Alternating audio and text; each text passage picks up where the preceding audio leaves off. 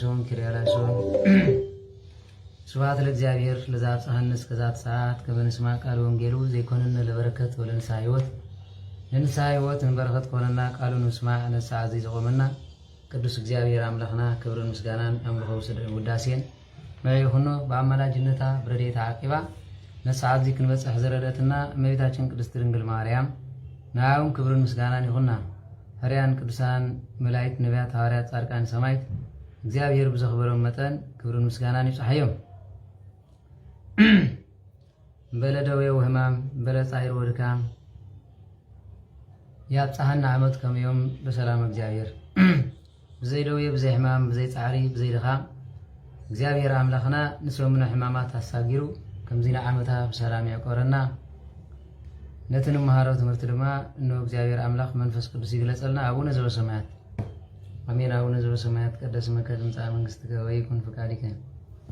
በከመ በሰማይ ከማሁ በምድር ሲሳይነ ዘወለትነ ሀበነ ይሜድግለነ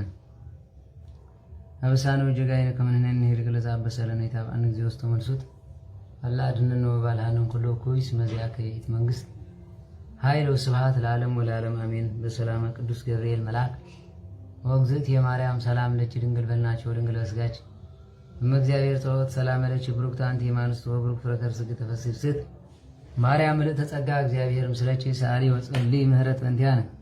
ሀበ ፍቅር ወልድች ኢየሱስ ክርስቶስ ከመ ይስረይ ለነ ኃጣውኢነ ተማይጸነብቺ አሜን። ሐራይናይ ክርስቶስ ቤተሰብ አፍቀርቲ ቅድስት ድንግል ማርያም አለ አመሰረት ነቢያት ሐዋርያት ታነስኩም ለቃዓዶም ንቅዱሳን ዓይንተ እግዚአብሔር አቦታቴ ካህናት ናይ ምስጢር ተላእኽቲ ኣሕዋተይ ዲያቆናት በ40 80 ውሉድነት እግዚአብሔር ተቐቢልኩም ተስፋ መንግሥተ ሰማያት በሙሉእኹም ህዝበ ክርስቲያን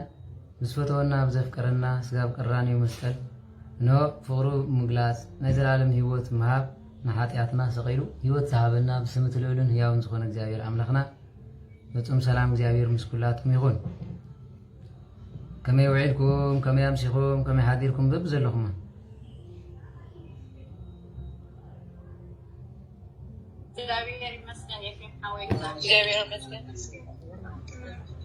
አሜን። ዶለ ባህር እግዚአብሔር አምላክና ዝኸበረት ተመስገነ ይሁን። هراي قال هنصنعكم كما يلو حمامات እግዚአብሔር ይመስገን كما يقبرالو صوم حمامات غير مسكين كما يحدي بالله غير مسكين قرم فتصمت علينا هراي يقولوا ربع بس احنا لنا حمامات تمالي نايت مالي تماهيرنا نيرنا لو ما انت دما ربع يبهال مالتي ربعك أبربع لما بيت كريستياننا انتاي لا تصوعوا سلمتاي صواعكم يلو نحنا خاو انتاي المهار زبل تمرت خن مهارينا مالتي ስለዚህ እግዚአብሔር አምላክ ክብርን ምስጋናን አምልኮ ዳሴን ነው ይሁን ነው አራይ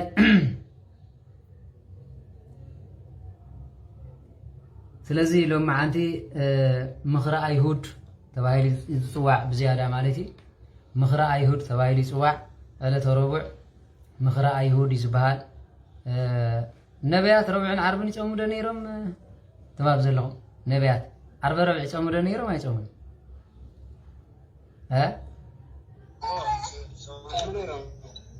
ይጾሙ ነይሮም አሪሹር ኢየሱስ ኩል ነቢ ይንበይ ኢየሱስ ኩል ይጾሙ ነይሮም እሱ ጾሙ ነቢያት ይጂ አረጋግጽኩም ይኹም ተመልሱ አረጋግጽ ከያምላስ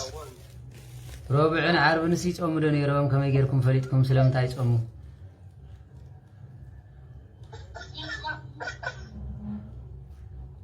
ዓርብ ረብዕ ነቢያት ይጾሙ ደነይሮም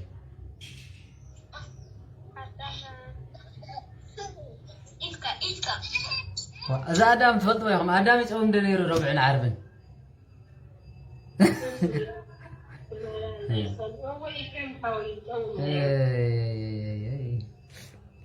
هراي يقولوا نبيات كلهم يصونون يروم يوم ربعين عربن نصوموا يوم نيروم كمين تبلنا بجمريا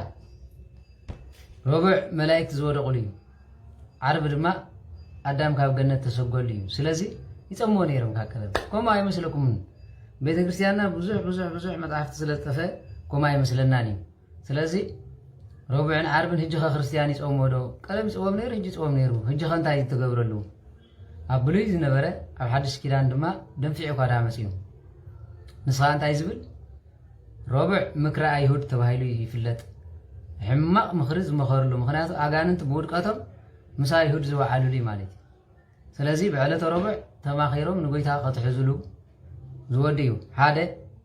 كلايون ملائكه زودقلو اغاننتي زودقلو قدس ميكائيل نو مسراوت تسعرلو مالتي علته ربع وديقوم بالحاجه تفطيرهم وديقوم زبل ملائكه زودقلو كم زم خالي نغرنا عند حالت مستير تحليو ها احنا نفلط يله سلازي ادم دماز ودقلو تسوغغل خاغنت ماسي مالتي بعلته عربي يبلنا سلاز بزخونه بحافش اغنا بحدش كيدان لمنتاي عربن ربع نصوم زبل نسقن دغداس مالتي لمنتاي نحر تبايلو ربع مكر ايهود زتماخرلو تنكل زتمححللون زتصانانع بقى نحنا خمزيا غيرنا خنحلف نو اذا محلازي ابدكنا ابدكنا يكون بمبال استخير سلمتاي تمححيلهم ها نغويتا ب30 دينار كشطو سلمتاي 30 دينار كوينو 40 زي كونه 50 زي كونه 29 28 31 زي كون سلمتاي ها سلمتاي اذا كله خنمهار لنا مالتي سلمتاي سلازي تملكتو سلازي نزري ان انتاي نحردا تبايلو كلاتنا تردينا يخن كيد كلنا تزبلص ايو مالتي سلازي تتمرتي نخلو سبقاتو عصينا يسلصنا خلو سغابجي 300 غلن سبي زر زلو اسكي يا 100 كنت 420 مالتي سلازي نخلو سبشر بالو ما خبصحو مالتي نحر 50 سب هاليهم 50 سب شر تيركما 50 سب يمزات ازها 7 هاليهم 7 اتو مالتي ابزها تيليجرام سلازغونش هرايم بار نابز تمرت زي كنا اتخلنا وانجيل ماتيوس معراف 26 زلو فما بقاس قال نتقوملي مالتي سلازي شيطان نا ادم كمودا نو عدو لي فلطني كقدم تحيزو كابتا زودقلا ساعات ادم كاب تفطرلا تحيزو مقنينت بمفعاس كاب جنت سوغي وي كريستوس داغماي ادم كوينونا مدر مسمص ادما نو نعو حاتيات رغيبو خصل سلازي قاله بايهود حاديرون تايغبري مخري احدري بالمالتي سلازي ابزي كنمهارن كلنا مجمريا اب وانجيل ماتيوس زلو انبيبنا بحريو تزدلينا قال تماهرنا خنكيدينا سفيح قات خونه تمرتي نحنا ግን نساعاتنا زمطنون نغزينا زخون تمرت تماهرنا خنكيدينا مالتي بركاتن رድኤትን ናይ ወንጌላዊ ማቴዎስ ቸርነት ናይ መድኃኔ ዓለም ክርስቶስ ምስኩላትና ህዝበ ክርስቲያን ይሁን هرايم بار بعلة ربع بيت ክርስቲያንና ንምንታይ ምክራ አይሁድ خفات ሰባት ተባሂላ ስለምንታይ አይሁድ ተማኸሩ ዝብል ወተሳካተ ይበላ አይደል ቅዱስ ዳዊት ዝበለን ክፍጸም ነው ምልዕለይ ድማ ተንኮል ከአልሙ ተማኸሩ ዝብል ቃል ተፈጸመ እዩ ها كنت سناي زغبر كلهم نعاي كفو فديني نو دما وتساكاتيو بلا ايليان نعاي دما كفو غبرني تماخرو يبل سلازي وانجيل ماتيوس معراف 26 ماركوس 14 هون عليكم لوقاسون معراف 22 አለው ዮሐንስ ካ معراف 11 አብርባቲ ወንጌል አለው ወንጌል ማቴዎስ ዘለገን ክንወስዲና ማለት ወይታና መሐና ኢየሱስ ክርስቶስ ነዝ ነገር ዚ كل مسوده ندق مزامرتو دحر خلطه معالتي هراي غويتانان مدحنا نيس كريستوس نز ነገር زي كل مسوده ندق مزامرتو دحر خلطه معالتي فاسيكا خمس خون تفلطيهم نود سب دما كسقلو حليفهم كهبويم بلم شعلي كاونت خاناتن ممران حقن عبيتن حزبنكا اواداراش قيافا زبال ليق كهانات تاكيبم ነበሩ ويبل ስለዚህ غويتانان አይሁዳውያን ማአሲም ዝከቡ ነይሮም ፋሲጋ ዝኸለሉ ማዓሲ ነይሩ እንድሕር ዝብል ኮይኑ ዕለተ በዓል ፋሲጋ ከመይ ጌርኩም ክትብዕሉ ኣለኩም ዝብል ኖ መጽሐፍ ቅዱስ ክንሪኦ ንኽእል ኢና ስለዚ ይስማዓኩም ማለት أول سلازي نزي كتري وتخليهم نزي دهراي ويدما بتناي مجرشا بتنساي زبل غويتا نو بعد فاسيكا ماس كم زنبره غويتا تسقللو ماس كم زنبره شيخ رينا مالي سلاز بزي بمبال انتاي زبل مالك شعولي كاونتي كهاناتن ممران حقن عبيت حزبن او ذاكيبم زلو ريوم مالي سلازي مجمريا دحر خلت معلت فاسيكا خمس خون تفلطيهم نود سب دما كسقلو حليفومن كوبو يميلو ندق مزامرتو نغرو من ويتانان مدحنا نيس كريستوس حدرا خابجي توم توهاد زخونكم مصحف قدس كتنببو خلهم ጎይታናን አምላኽናን መድኃኒታን ኢየሱስ ክርስቶስ ኢልኩም ተወንጌል አንብቦ ኢየሱስ በላ አይተወል አይተዘንጥልዎ አምላኽነቱ ጎይትነቱ ነው አይተጉድልሉ መናፍቃን ተሐዊሶም ጻሐፎ መጽሐፍ ተሕዝኩም መጽያው ንኹሉ አይተደባለቁ ማለት ስለዚህ አብቲ ሕማማት ከነንብቦ ኸልና ፍጹም ኢየሱስ ብላ አይተረክብን ጎይታ ወይበ እግዚእነ ወአምላክነ መድኃኒታን ኢየሱስ ክርስቶስ ላርዳይሁ እንዳበለ ብሙሉ ኸነንብቦ ኢና ንውዕል ዘለና ማለት ስለዚህ ነዚ ማለት እዩ قصيل دما خمزي بل شعو ليقانا كهنات حدا ليقانا كهنات مالت ጳጳሳት ሊቃነ ጳጳሳት ማለት በተና ካላ ዛር 40 መምህራን ዝበልናዮ ኖ ሕግን ዓበይት ህዝብን መምህራን ሕጊ ሰበስልጣን ሊቃውንቲ መምህራን ሕጊ በተሓደ ድማ ኖ መራግቲ ማለት ዓበይት ህዝብ ዝበሃል ዘለው ድማ ሽማግሌ ሕፉራት ለባማት ማለት ኣብ አዳራሽ ቅያፋ ዝበሃል ሊቀ ካህናት ተኣከቡ ጎይታናን መድኃኒታን ኢየሱስ ክርስቶስ ድማ ተንኮል ሒዞም ክቀትልዎ ድማ ተማኸሩ ኢሉ ንጎይታ ቀትልዎ ተንኮል ይመኽሩ ነበር እዩ እንተኾነ ኣብ ማእከል ህዝቢ ንዓቢ ምእንቲ ኸይለዓል ብበዓላ ይኹን ተባሃሉ ኢሉ ሪኢኹም ዶ ሪኢኹም ኩሉ ግዜ ክፉእ ሰብ እንታይ ዝገብር ክፉእ ሰብ ብፍላይ እንድሕር ደኣ ኮይኑ ሰብ ክለዓል ኣይደልን ከምዚ ይግበር ንሰብ ኢሉ ዝገብሮ እምበር ኣምላኽ ኢሉ ይገብረን ማለት ندام أقدم هزب خوارد ويسق بان بيتنا الملحنا نيس كروسوس حكيلو مسيلو بيناي سلطان كم تقولوا كم يقدر كهم تقبر كبلوا كحزوة تخينهم من أقدم هزب حزام كخلوا يقبع حكي بلو منه كفو سب تخينو كفو سيطانو من تحاديروا كل جزء سلمات يزدلي ها اسمع بحالة سلمات وقتو سيطان كوي أبى سلمات ثلاث خنات سلمات يزدلي كتيرهم زيهم كلهم شماغلن تاقوريهم تأكيبهم نقولي تاخد حزوة صباح بعاليو نهودما نسخ سبق إلى يرسالم كمسيم مساحات حزب مستأكد ما أبو خامنيهم سلزي نحن أخذ وارد يكون أنتي نكبر بوليل أنتي نكبر تما خوري سلزي أتاس تما خور لا علتون ربع نبرتي سلزي قويتا أبي تانيا أبي سمون نتلمس أم تملكتو نتلمس أم كله حانت سبيتي كبر قوري شتو زملا الباستروس زتسرحه بالكات حذا نابو مسد أمن قد تقميت خلو دما أبرسو أفسستلو لك مزامرتها نزيريوم إذا كنت زي أكل تفاعت نمنتايو أنا هراريك زغير من نغرسل زي قويتا طعمي زيرنك سكان زحزنا كان مالك بتي أيهوداويان تنقولي عالملو بزي كادك مزامرتو مسو خلوها نمنتاي كنت زي أكل نعاهات لكيو ندخاتات دي مخونن زبلوها اللو مالك زغيرمكم نغري مالك سلازي نمنتاي زبوزح واقع تشيطس ندخاتات دغدا ايمتوهابن نيرو ويبلو كومكوي انا كويلكم ينجركم ولا بزو زحاتو هجي ابيت كنت اندهر دعا سيطان حزوم كوينو زحاتو حتى لكعنا علت عرب زنبري نعلت عربي نمنتاي او باستا مصيو دخاتات دو تግራይ ያለውን ክብልኩም እዮም لكعنا يهودا حتى نا يهودا حتى بقول لبهم سلزحرو بتستوهالو ነገር ናይ እግዚአብሔር አምላኽ ምዃኑ ተጠራጢሮም አይኮኑን ንምንታይ ሲ ዝብል ነው ወይ እግዚአብሔር ዝገብሮ ዘለኮ እዚ ኻን ጎይታስ ንምንታይ ክንድዝ አክል 300 ዲናር ዝሽየጥ ቀሪ አድለ ተሸይጥኑ ድኻደ ይመኾነን በቃ ሓለይቲ ይመስሉ እንዳም ካብ ዝገርመኩ ሓለይቲ ይለው ይመስሉ ስለዚህ ክፉ ሰይጣን ዝሓዘም ሰባትኩም እዮም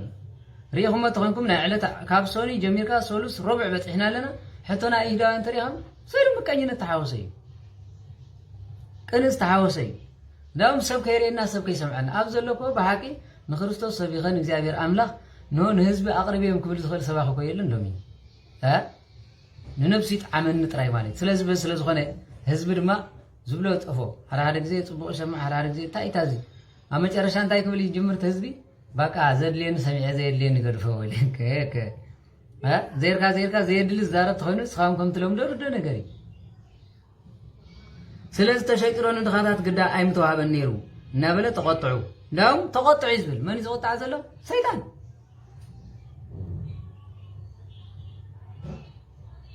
ተቆጣዕ ይብል ካብ ዝገርመኩም ነገር ንሱ ቁጣዕ እንከሎ መጀመርያ እታ ሰበይቲ ክትመፅእ ከላ እዛ ኣመንዝራ ዝነበረት ሰበይቲ ዝብላ ዘሎ ናብ ቤት ስምዖን ክትኣትኮ ከልከልዋ እዩ ዝብል ኣይገርመኩም ከልከልዋ መን እዮም ዝከልክልዋ ዘለዉ ሓደ ደቂ መዛሙርቱ ካልኣይ ድማ እቶም ኣብኡ ዝነበሩ ኣይሁድ እዚኣ ኣመንዝራያ ናብዚ ክትመፅእ ኣይግባእን ክፍኣት ዘለዎም ካህናት ንቤት መቕደስ ተኸልክሉኻ እዮም ኣጋንንት እንተሓዲሮም ኣየጥቡኻን ይብለኩም ኣለኹ ሓንሳ ንዓይ ተዘይሰሚዕካኒ በዚኣ ተዘይከርካ ዝብላ ረኣየ ካልኣይ ድማ በዚ ተኾንካ ኣነ የእትበካኒ እዩ እንኳዕ መንግስተ ሰማያት ከምኡ ገይሩ ዘዕፀ ኣይኮነ ስለዚ ኣብዚ ከልከልዋ ኢሉ ግደፍዋ ኢልዎም መፅያ ምስ መፀት ንሳ ሓጢኣታ ዘኪራ ነቢዓ ኣልቂሳ እግሩ ሓፀበተ ይብል ብፀጉራ ገይራ ደረዘቶም 300 ዲናር ሽቶ ዝዋግኡ ጨና ሒዛ መፅያ ድማ ኣልባስጥሮስ ይብሎ ማለት እዩ ኣብ ርእሱ ደፈአትሉ ክድፈኦም ከሎ ክትነብዕ ከላ ክትበክ ከላ ብውሽጦም ዘጉረምርሙ ዝሓሚ ነይሮም እቲ ሽቶ ክድፋእ ከሎ ሽታ ነቐኒቕዎም ድማ መናፍስቲ ክልፍልፉ ጀሚሮም ማለት እዩ ላብ ሓደ ግዜ እኮ ስእልኩም ኣብ ኮመንት ምስ ሰብ ትበኣሱ ከምዚ ትብሉ እምበር መንፈስ ዋላ ፅሕፎ የሉ ዛር በዳው ቃቢ ዋላ ፅሕፎ የሉ ስእልኩም ኣይትበኣሱ ምስ ትፈልጥዎን ዘይትፈልጥዎን ምስ ሰብ ዲኻ ሎሚ ወዲ ሰብ እኮ ሎሚ ዳርጋ ኣእምሩ ፅቡቕ ይሰርሕ ኣሎ ክትብሎ ከቢድ እዩ ሎሚ ሮቦት ኣንሰራ ኣሎ ዝኾነ ኣፕሊኬሽን ተፅሒፍካ ሮቦት ይምልሰልካ ተፅሕፈሉ ይምልሰልካ ከምዚ ደልየ ትብሎ ይምልሰልካ ፕሮግራም ዲ ማለት እዩ ሕጂ ድማ ኣብዚ ዘለዎ ኻስ መን ዘይትፈልጦ እንታይ ገባሪ ዘይትፈልጦ ስልካ ረቢ ኮመንት ትበኣስ ኢኻ ተፀሊልና ኢና ኣብቲ እንዳ ኮመንት ከይድካ ድማ ሓደ ከዓ ተርግፈሉ ማለት እዩ እንታይ ኣምፀው ሕማሚ ስለዚ ብሽታ ርእሱ ዝሓመመ ይሁዳ ሓላይ ተመሲሉ ከም ዝተዛረበ እዩ ተመልከቱ እመኮ ከዓ ተሓዚ ገንዘብ እዩ እንዳውም እንታይ እዩ ዝብሎ ኣብ ትርጓመ ወንጌል ምስኡ ድማ ብዙሕ ሰሊ ነበረ ንሱ ደኣ ዘይትቦም ኢሉ ይሰርቆ ስለ ዝነበረ ስለዚ እንሆ ተቆጣዕ ይብል ጎይታ ግና ነዚ ፈሊጡ እዛ ሰበይቲ ፅቡቕ ግብሪ እያ ዝገበረትለይ ስለምንታይ ተሸግርዋ ኣለኹም ድኻታትሲ ኩሉ ግዜ ምሳኻትኩም ኣለዉ ኣነ ግና ኩሉ ግዜ ምሳኻትኩም የለኹን እዚ ኣብ ርእሰይ ዘስወሰቶ ቁሊቅ ግና ንቐብረይ ኢላ እያ ዝገበረቶ እዚ ወንጌል እዚ ኣብ ተሰብኮ ዘበለ ድማ ኣብ ኩሉ ዓለም እዚ ንሳ ዝገበረቶ ንመዘከርታ ከም ዝግበር ብሓቂ ብለኩም ኣለኹ ሓደ ንመዘከርታ ካልኣይ ድማ ንሳኸ ስማይ ትርስዓን ካብቶም ኪዳን ዝተዋሃቡ ስምኪ ይርስዓን ተባህሉ ሓንቲ ኣብ ሓዱሽ ኪዳን እዚያ እያ ንሰናያ ዝገበረቶ ስምኩና ይርስዓን ተባህለት በዚያ ማንም ሰባኺ ንማርያም መግደላዊት ከይዘከረ ዝውዕል ኣሎ የለን ማንም ሓጢኣተኛ ማንም ፃድቕ ንዓ ዘይዝክር ኣሎ የለን ኪዳን ኮይኑ ብዙሕ መርገም ተሰከመኻ ኣለዎ ተዛሪቡ እንዳውም ሕማቕ ሰባኻይ ብኣዳም ይጅምር ይብሉ ቦታትና ክምስሉ ከለዉ እንታይ ኢሉ ሕማቕ ሰባኻይ ተኮይኑ ኣዳም ከምዚ ኢሉ ኢሉ እዚ ጅምር ይብሉና ምክንያቱ ሕምቀቱ ንምዝራብ ኢሉ ንኣዳም ኮ መላእክት የኽብርዎ ይእዘዝዎ እንስሳታት መፅኦም ይሰግድሉ እንዳውም ዋላ ድሕሪኡ እንኮ ኣዝዮም እዮም ዘኽብርዎ ነይሮም ምክንያቱ ቀዳማይ ፍጥረት ኣብዚ ዓለም እዚኣ ካብ ኣዳም ዝኽብር ፍጡር የለን ግን ኩላትና ነቲ ክቡር ኣዳም ከሰስቲ ኢና ከሰስቱ ብመልክዕ ምስሊ እግዚኣብሔር ተፈጢሩ ብኢድ እግዚኣብሔር እንደገና ድማ ንሕና ኮ ብርካቤ ብገሌና ተወሊድና ገሊና እውን ርካቤ ንርካቡ እዩ ዘይንቡር ዘይቅዱስ ቁርባን እንዳውም ጋማውን ንቡር ዘይረኸብና ማለት እዩ ስለዝኾነ ንዕኡ ከሰስቲ ኢና ስለዚ እንታይ እዮም ዝብሉ ሊቃውንቲ ግን ኣዳም ወይ ክትጋገይ ነበረካን ካብ ተጋግኻ ግን ምግጋይካ ግን ንዓና እንታይ ከፊትልና ኢሉ ሓደ ዓብዪ ምስጢር እዩ በቲ ካልኣይ ድማ ነቲ ዘይርአ ዝነበረ ኣምላኽ ዘይደሰስ ዝነበረ ኣምላኽ እዚ ስፍሓቱ ንሆ ድማ እዚ ምልኣቱ እዚ ርቀቱ ተባሂሉ ዘይግመት ዝነበረ ኣምላኽ ብፀቢብ ደረት ብሓፂር ቁመት ብዝደሰስ ኣካል ብሓረግ ትውልድኻ ረኸብናዮ ኢሉ መላእክቲ እውን ከምኡ ይብሉ نو من طلعت نا እግዚአብሔር ብርሃኑ እንዳንበር እግዚአብሔር አይራናን አዳም ከጋገ ይነበረን ካብተጋገ ግን ረኸብና ይሉ ንሰም ኮን ቤተልሔም መጽም ሰበርልኝ ነው እግዚአብሔር የምቆ ይፈልጥ ኖ እንታይ ዝብል ማለት ክብሩ ያለም ዝሪምበር ሁሉ ምስጢር ከኸስቱ አይኮልንም ቅዱስ ባስልዮስ ዝበሃል አብናይ ግብረ ሕማማት ለው ማዓንት ከምብበ ከሎ ንእግዚአብሔር ምስጢሩ መርሚሩ ዝፈልጥ የለን ሕዝቅኤል ግን ኖ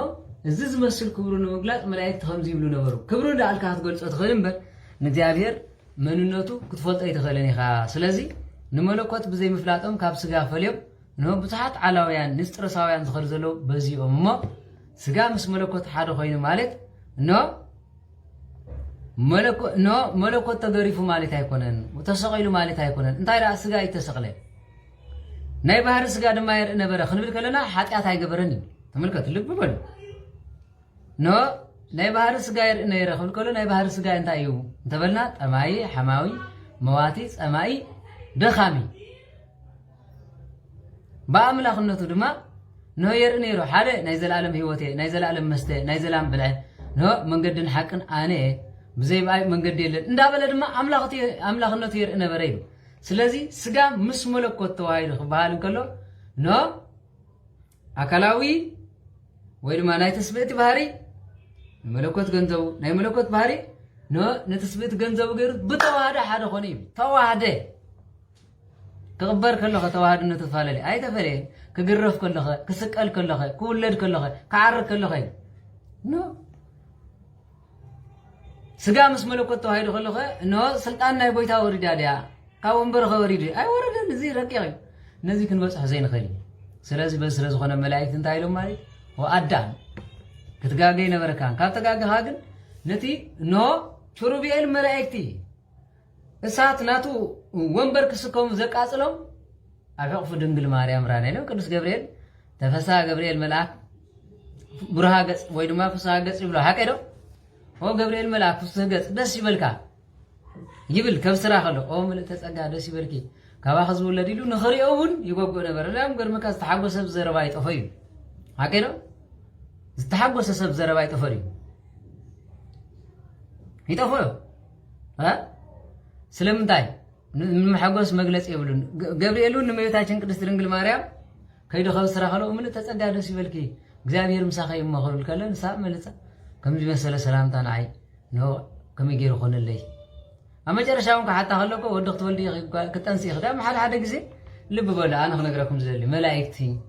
ነቢያት ሃዋርያት ጻድቃን ሰማይት ካብ ጉዕዞም እዮም ዝመሃሉ ሓደ ግዜ ንስኹም ክትሕጎስ ኢልኩም ተሓጎስኩምሞ ነገር ንሰብ ንሓወኹም ኣቐሪብኩም ክትነግሮ ከለኹም አንጻር ዶ ኮይኑ ይጸንሐኩም ክሕጎሰለይ ኢልካ ትነግረሉ ሓቀን ክሕጎሰለይ እዚስ ዝኣነ ሰሚዐ ዘለኹ ክሰምዕ ኢልካ ንስኻ ጊንጢ ሰይጣን ኮይኑ ይጸንሐካ ካብ ተጸበኻ ይንላዕል ሓደ ግዜ ድማ ንተሓጓስ ኢልካ ትገልጾ ንስኻ ጠዋይ ልቢ ስለ ጸኒሕኻ ዝስንብድካ ኣሎ ማለት ስለዚ ኣራዳድኣ ኣገዳስነት ኣለዎ ማለት ገብርኤልን ነተሓጎስ ደስታ ብሓንሳእ ክትቅበለያ ንእመቤታችን ቅድስት ድንግል ማርያም ብምባል ምልእተ ጸጋ ደስ ይበልኪ ካብ እንስተ ዓለም ተፈለኺ ወዘተረፈ ኢልዋ ከምዚ መሰለ ሰላምታ ረኣይኩም ይሩ ኾነ ኣብ ቤት መቕደስ 3 ግዜ መጺኹም ኢልዋ ክጠንሲ ክትወልዲ ኢኺ ኣነ ዘርኢ ሰብኣይ ኣይፈልጥን ወላ ሓሳብ ናይ ሰብኣይ የብለይን ኢላ ኣብ መጨረሻ ንሱ ከምኡ ዘምፀሉ ንምንታይ ንሕር ተባሂሉ ነዋልድ ብዙሓት ይበሲርዎን እግዚአብሔር ጸሎት ክሰምዕ ኢልኪ ኤልሳቤጥ ጸሎት ክሰምዕ ኢልኪ ወዘተረፈ እንዳበለ በሲሩ ንሰበይታ ሓጎሳ ውላዳይ ኣዴኹም ካባኹም ምንኩስናኹም ኣይትደልን ንግስናኹም ኣይትደልን ዝወደኝ ተዝወልደለይ ዛጓለኝ ተትወልደለይ ኢሎም ኩሎም ይሻቐሉ ከምኡ ይኮነን ከምኡ ድዮ ላ ኣይኮነን ብፍላይ ኣዴኻ ውላድካ እያ ትደሊ ካብ ጽድቅኻን ሃብትኻን ላዕሊ ውላድካ እዩ ዘሐጉሳ ገብርኤል እውን ነቶም ዘብስሮም ዝነበሩ ደቂ ሰባት ብውላድ ይሕጎሱ ምዃኖም ስለ ዝፈልጡ ንእመቤታችን ቅድስት ድንግል ማርያም ተፈሲቦ ምልእተ ጸጋ ክትወልዲ ክብላ ከሎ ኣነ ዘርኢ ሰብኣይ ዘይፈልጥ ከመይ ገይሩ ይኾነን ሰንበደ ኢሉ ምክንያቱ ብንጽህና ካብኡን ላዕሊ እያ ብቅድስና ካብኡን ላዕሊ እያ ብርቀት ካብኡን ላዕሊ እያ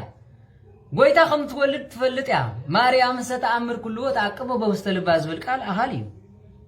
ኣኻል እዩ ገለገለ ሰባት ድማ دام ولد أبز بهاري خمر السماع فمالت العادة على جزء غير من نجار ميتاچن قدست ድንግል ማርያም ጎይታ ከም ትወልድ አይትፈልጥ እኔ ራይ رأسها جرارة تحسب مسيلك وادم قرا أنا محل عليك زين الميتاችን ቅድስት ድንግል ማርያም ከምዚ ኸቃሉ ለኸሉ ከምዚ ቅዱስ ባሲሊዮስ ዝበለው ኣብዝና ኢሎም ማዓንት ናይ ግብረ ሕማማት ናይ ፋዱስ ቄርሎስ ወይ ቃልካ ዘይሓልፍ ምዃኑ በዚ ርኢናየ ብኸመይ ተበልካ ንሆነ ኣርየስ ክተውግዞ ከለኻ ኮላይ መርገም ወስኽካሉ ኢሉ ነታ ንጽሕቲ ዝኾነት ቅድስት ድንግል ማርያም ተኣምራ ዝነበረ ማለት ወስኽካሉ እዛ ልሳንካ እዚኣ ክፉእ ተዛሪባ እያ እሞ ብዝበልናካ ሃይማኖት ተኣምን ዶ በሎ ኢሉ በል እዛ ልሳንካ እዚኣ ደጊማ ነታ ንጽሕቲ ዝኾነት ቅድስት ድንግል ማርያም እንተ ተዛረበት መልሓስካ ይጎልጎል እነሆ ድማ ከምቲ መርዛም ተመን ንኣዳምን ሂዋን ዘሰሓተበ ድማ ኣክልተ ይጨረድ በሎ ኢሉ ይኹን ኢሉ ድማ ናብ ቅዱስ ቁርባን ኣተወ ኢሉ ሪኢኹም ደፋር ኮይ ኣብ መጨረሽታ ግን ከምኡ ኢሉ ምስ ኣተወ ነታ ቃል መታን ክትፍጸም እነሆ ንጹህን ቅዱስን ዝኾነ አንድ ሃይማኖት ቄርሎስ ኣይሕለፎን ኢሉ ምስ ወፀ ድማ መልሓሱ ተጎልጊሉ ከም ናተይ መንክዓ ተጨዲዱ ተዘልዚሉ ወፀ ኢሉ ነዚ ዝኾነሉ ግን በታ ለይትን ቀትርን ተፍቅሮ ዝነበረት ኪዳን ዝሃበቶም እመቤታችን ቅድስት ድንግል ማርያም ይብል ኣራይ ሎሚ ድማ ፈለጥና ክትብሉ ንምንታይ ዳ መልኣኽ ምብሳር ኣድለያ ኣነ ዝገርመን ነገር ተሃልዩ ንእሽቶ ርእሲ ሒዝካ ምስ ወላዲት ኣምላኽ ምዝራብ ጌጋ ዘይትፈልጥ ተኾንካ ኣይፈልጥን ባዕሉ ወንጌል ማርያም ሲ እንሆ ኩሉ ትፈልጥ ግን ኣብ ውሽጣ ተዕቅቦ ነይራ ይብል እሱ ኣኻል እንዲ መደምደም መጽሓፊ ብሓፈሻ ድማ እንዳሄድኮም ኮይኑ ዳ እንዳሄድኮም ኮይኑ ጎይታናን መድሓኒና ኢየሱስ ክርስቶስ ኣይተቀበልኩም ወልኣልዓዛር ኣርኬ ንኣልዓዛር ኣርከይ ንፈታዊ ኣበይ ቀቢርኩም ዝበሎ ጎይታ ዘይፈልጥ ኮይኑ ማለት ንሱ ጥራሕ ኣይኮነን ኣዳም መስተጋገ ኣዳም ኣይተሃልደውከ ኢሉ ሓቲትዎ እግዚኣብሔር ኮይ ሓቲትዎ ንመን ንኣዳም ኣብ ዘሎ ጠፊእዎ መስለኩ ነዚ ዝፈልጡ ተኣምረ ማርያም ፀሓፉ ኣቦታትና ግን ንእመቤታችን ቅድስት ድንግል ማርያም ሕልና ኣምላኽ ነበረ ሓሳባ ሓሳብ ኣምላኽ ነበረ ኣምላኽ ነበረት ኣይበሉን ሓሳባ ከም ኣምላኻ ነዚ ተባሂሉ ኢሎም ድማ ውጭጭ ዝብልሎም ኣምላኻ ዳ ዘይትብልና ከም ኣብለካ ግርም ዝብለኒ ናይ ዳዊት ምስክር ኮይ ትፈልጡ ዳዊት ንመን ክቐበልካ ክብሎ ከሎ ኖ ናብ ቤተልሔም ናብ ወዲ እሰይ ኪድ ከም ልበይ ገይሩ ንዓይ ዘገልግለኒ ኢሉ ቅዱስ ዳዊት ኮ ልበ ኣምላኽ ዝበሃል ነዚ ብምግባር ወላዲት ኣምላኽ ንምቅላል ዘይፍሕርዎን ዘይፅሕትርዎን ቃል የለን ሕጂ ሓውና ከዓ ሓቲቶሞ ብስራት መልኣኽ ዳ ንምንታይ ኣድለየ ወይ ድ ኣይርእሲ በዓል ሳንጣውን ከምኡ ኢሉ ደጊሞ ስለዚ ንምንታይ ኣድለየ ትንቢት ክፍፀም ትንቢተ ሚልክያስ ኣንብቦ ሚክያስ እነሆ ናብ ቤቱ ቅድሚ ምምፃእ ድማ መልእኽተኛ ሰደደ ኢሉ ናብ ቤቱ ቅድሚ ምምፃእ ዝብል ቀዳሚ ቤቱ ዝተባህለት መንያ እመቤታችን ቅድስት ድንግል ማርያም እያ ናብኣ ቀዲሙ ሰደዱ ድማ ገብርኤል መልኣኽ እዩ ሓደ በሉ ቀዳሚ ቤቱ ዝተባህለትን እግዚኣብሔር ብምንታይ እንተተባሃልና ኢየሩሳሌም እያ ቀደም ኢየሩሳሌም ምምፅኡ ቅድሚ ምምፅኡ ድማ ንዮሃንስ ሰደደ እዩ ስለዚ ነዚ ኩሉ ብምሳሌ ትርጓሜ ዝተዛረበ መጽሓፍትና ኣቦታትና ሊቃውንትና ነዚ እዩ ነይሩ ስለዚ ኣነ ሓደራ ዝብለኩም ነገረ መለኮት ከየፅንዓካ መጽሓፍ ከይመርመርካ ኣይምሃርን ስብከት ፀገም የብሉን ተነስሑ ክትብሉ ምንም ዝኽልክለኩም ነገር የለን ከምዚ ዓይነት ግን ንዘይትፈልጦ ሊቅኻ መምህሪኻ ኢሎምን ኢልካ ኣይእቶን እዚኦም ክምልሱ ሰማዕናዮም ክልትዮም ማለት ስለዚ ኣብዚ ክንምለስ ከለና ናብ ትምህርትና ነዚዩ እምበኣር ነዚዩ ነቲ ትምህርትና ክንምለስ ከለና ብጥቕልል ዝበለ ማለት እዩ እመቤታችን ኩሉ ትፈልጥ ነይራ እያ መልኣኽ ሓታ ከሎ ልዕሊ ዓቕሙ ኮይኑዎ ዝብል ትምህርቲ ክንምለስ ከለና ግን እንታይ ኢልና ነይርና እቲ መልኣኽ ልዕሊ ዓቕሚ እመቤታችን ዝበፅሐቶ ምስጢር ኣይበፅሐን ንሳ ገብርኤል መልኣኽ ክዛረባ ከሎ ንጎይታ ከም ትወልድ ንሱ ጥራሕ ኣይኮነን ኣብሲርዋ እንኳን ንቅድስቲ ድንግል ማርያም ይትረፍ ዓባይ ኣኳ ጎይታ ካብ ዘርኣ ካብ ዝውለድ ትፈልጥ እያ ሃና ይብለኩም ዳም ተኣምረ ማርያም ክዛረብ ከሎ ከምዚ ይብል ሃና ንእመቤታችን ቅድስት ድንግል ማርያም ጥንስቲ ከላ ዘመዳ ዝነበረ ወደ ሰሚና ዝበሃል ክትበፅሖ ኢላ ከምዚ ኢላ እንዳኸረትን ከላ ፅላለታ ምስ መፀ ትሞት ብድል ኢሉ ተስዩ ሰላም ለኪ ኦ ሃና ቅድስት እነሆ ነቲ ፀሓይ ፅድቂ ዝኾነ እግዚኣብሔር ኣምላኽ ዓባይኡ ነታ ንፅህቲ نوز خنا الدنقل دما أدي أنا صغير غيره أو سرايل بس نقدر دما هنا أزيد حقه 6 كابزري خولد ما ندي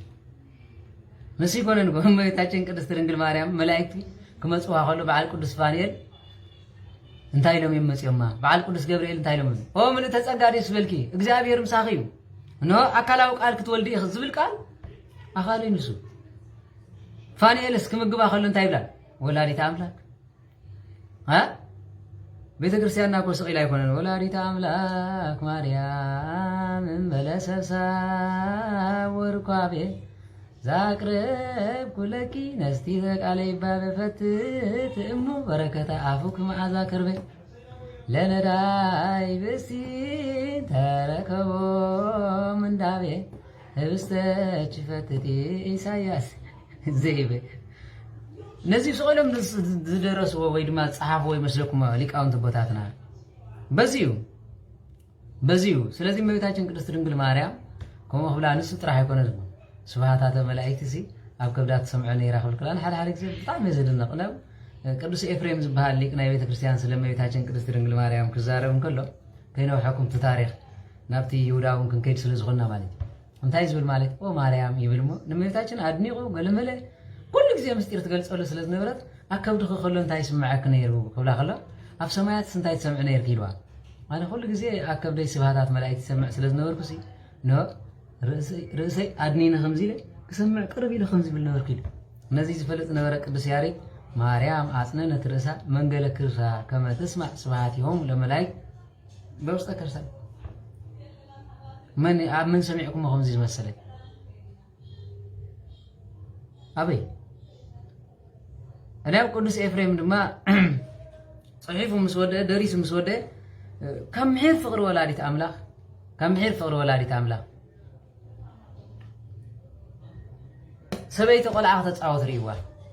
ليك أنت نخلو بنقر يمز مسلوه هجي قلعة تتعوض كلام سراياس نتا قلعة تتعوض كلاس غير ريوا مجب أيكونن يلكم سلطة أمن نمبر إفريم سورياوي كونن سقاو سوريا خير سويه أبون بزح رتيعي أيكونن ودق عزيزين بحاف شاقل ولا سورياوي هون تقدم يقولن مغنياتو بوز تلقاني رأس سلسلكم بهجه تردوا يخم إلى حاسبني هجي مجرش أخذت أو تخلى ريوا مالك تسراسرو عند ودي ولا بعدنا حكي أتا عند ودي ها أمبار إيدي تلتل نايك سادي مليسة دخلت وكانت زبي لا تسعوت له حكي له نسجن تمسط أحد طيب مالك فقر ولا عليك أملا غينيرو كل جزء فقر خبزي حلي أنت زريع كم حساب حري كم كواب سماي دمي يقول لي أنت زريع دابل سلزة حسب زنبرة نساخو إلى اختصارا سركلا مجرش أنتي أو ولادي تأملاخ نو أول نودن زولدو عند ودي نبي يمثل كم زي مثلنا ولا سرا نساخ نودن تاين داولك تسارا سيرين يركي بدني هتسام كونه تسارا سيري حكي ولا تجاجي لهك ببهك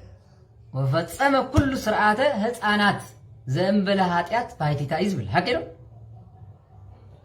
لا مستمرت زي كتسمع الله قلبهم زي لست نجار كوي قويتنا المرحنا نسكر سرعة تسانات كل فتسمي بزيك حاتيات كل فتيموي انت إلا تسراسرو نيرا تخولي انت إلا تسراسرو قويتا ريت بلو نيرا عند ودي ريت بلو نيرا يجابالقا انت يتبلو حنسا قويتا حنسا كم زي أبراهام نسلاسي مسرائي انت يلو حنسا قويتا تيبلو حنسا قويتا بحادنة بسلسنة تيريوم سلسنة بري ريحو ما زفترتكم ولا حكي قويتاي انه عرف يبلمو قرب ما يكم تسألكم يبلكا بتيكا سلازي بحالنت بسلسنة يريم سلاز نبل نساخن قويتا انتاي نابلت تمسكنو نيرا نعم هذا زي نما يتاچن تولد خرق خلو مستير أملاخ زيدلي نግዚአብሔር ከቀርብ ዘይደሊ ኖርማ ቀሪቡን እግዚአብሔር ከፈለጥ ዘደልን ተሆነ ኮን መሬታችን ከፈለጥ ዘሎ ቀደም አብዛ ምድሪ ካብ መሬታችን ላዕል ተፈልጠ የለ ካብ ፍጥራቱን ካብ መሬታችን ላዕል ተፈጥረ የለ ተፈልጠ የለን ይቅሪታ ተፈልጦ ምስጢሩ የለን እስኪ እንታይ እንዳበለት ሁሉ ሰው ነራ እንታይ እንዳበለት ተመስግኖ ነራ እንታይ እንዳበለት ትረርዎ ነራ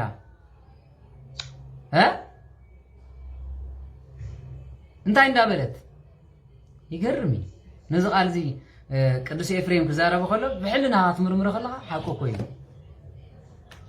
منافق كاي تمالدي كلا تدنقر زي لغا تحدث هذا سون مبيتاችን ጎይታም ተወልድ አይተፈልጥና እዚዝ መሰለ ትምርቲ ካብ ቤተ ክርስቲያን ተነቂሉ ተጠፍ ዘሎ ተቀላል ከምዚም ዝመሰሉ መማሃራን አሚዳ ፀይቆም ሆነ ተዋህዶ ዚያ ስለዚህ ናብቲ ክንምለስ እንከለና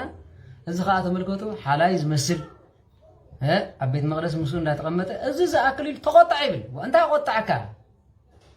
ሽቶን ዲናርን ንጎይታ ተዋይቦ አንታ ቆጣዓካ እንደም ሓደ ጊዜ እኮ ኣብዚ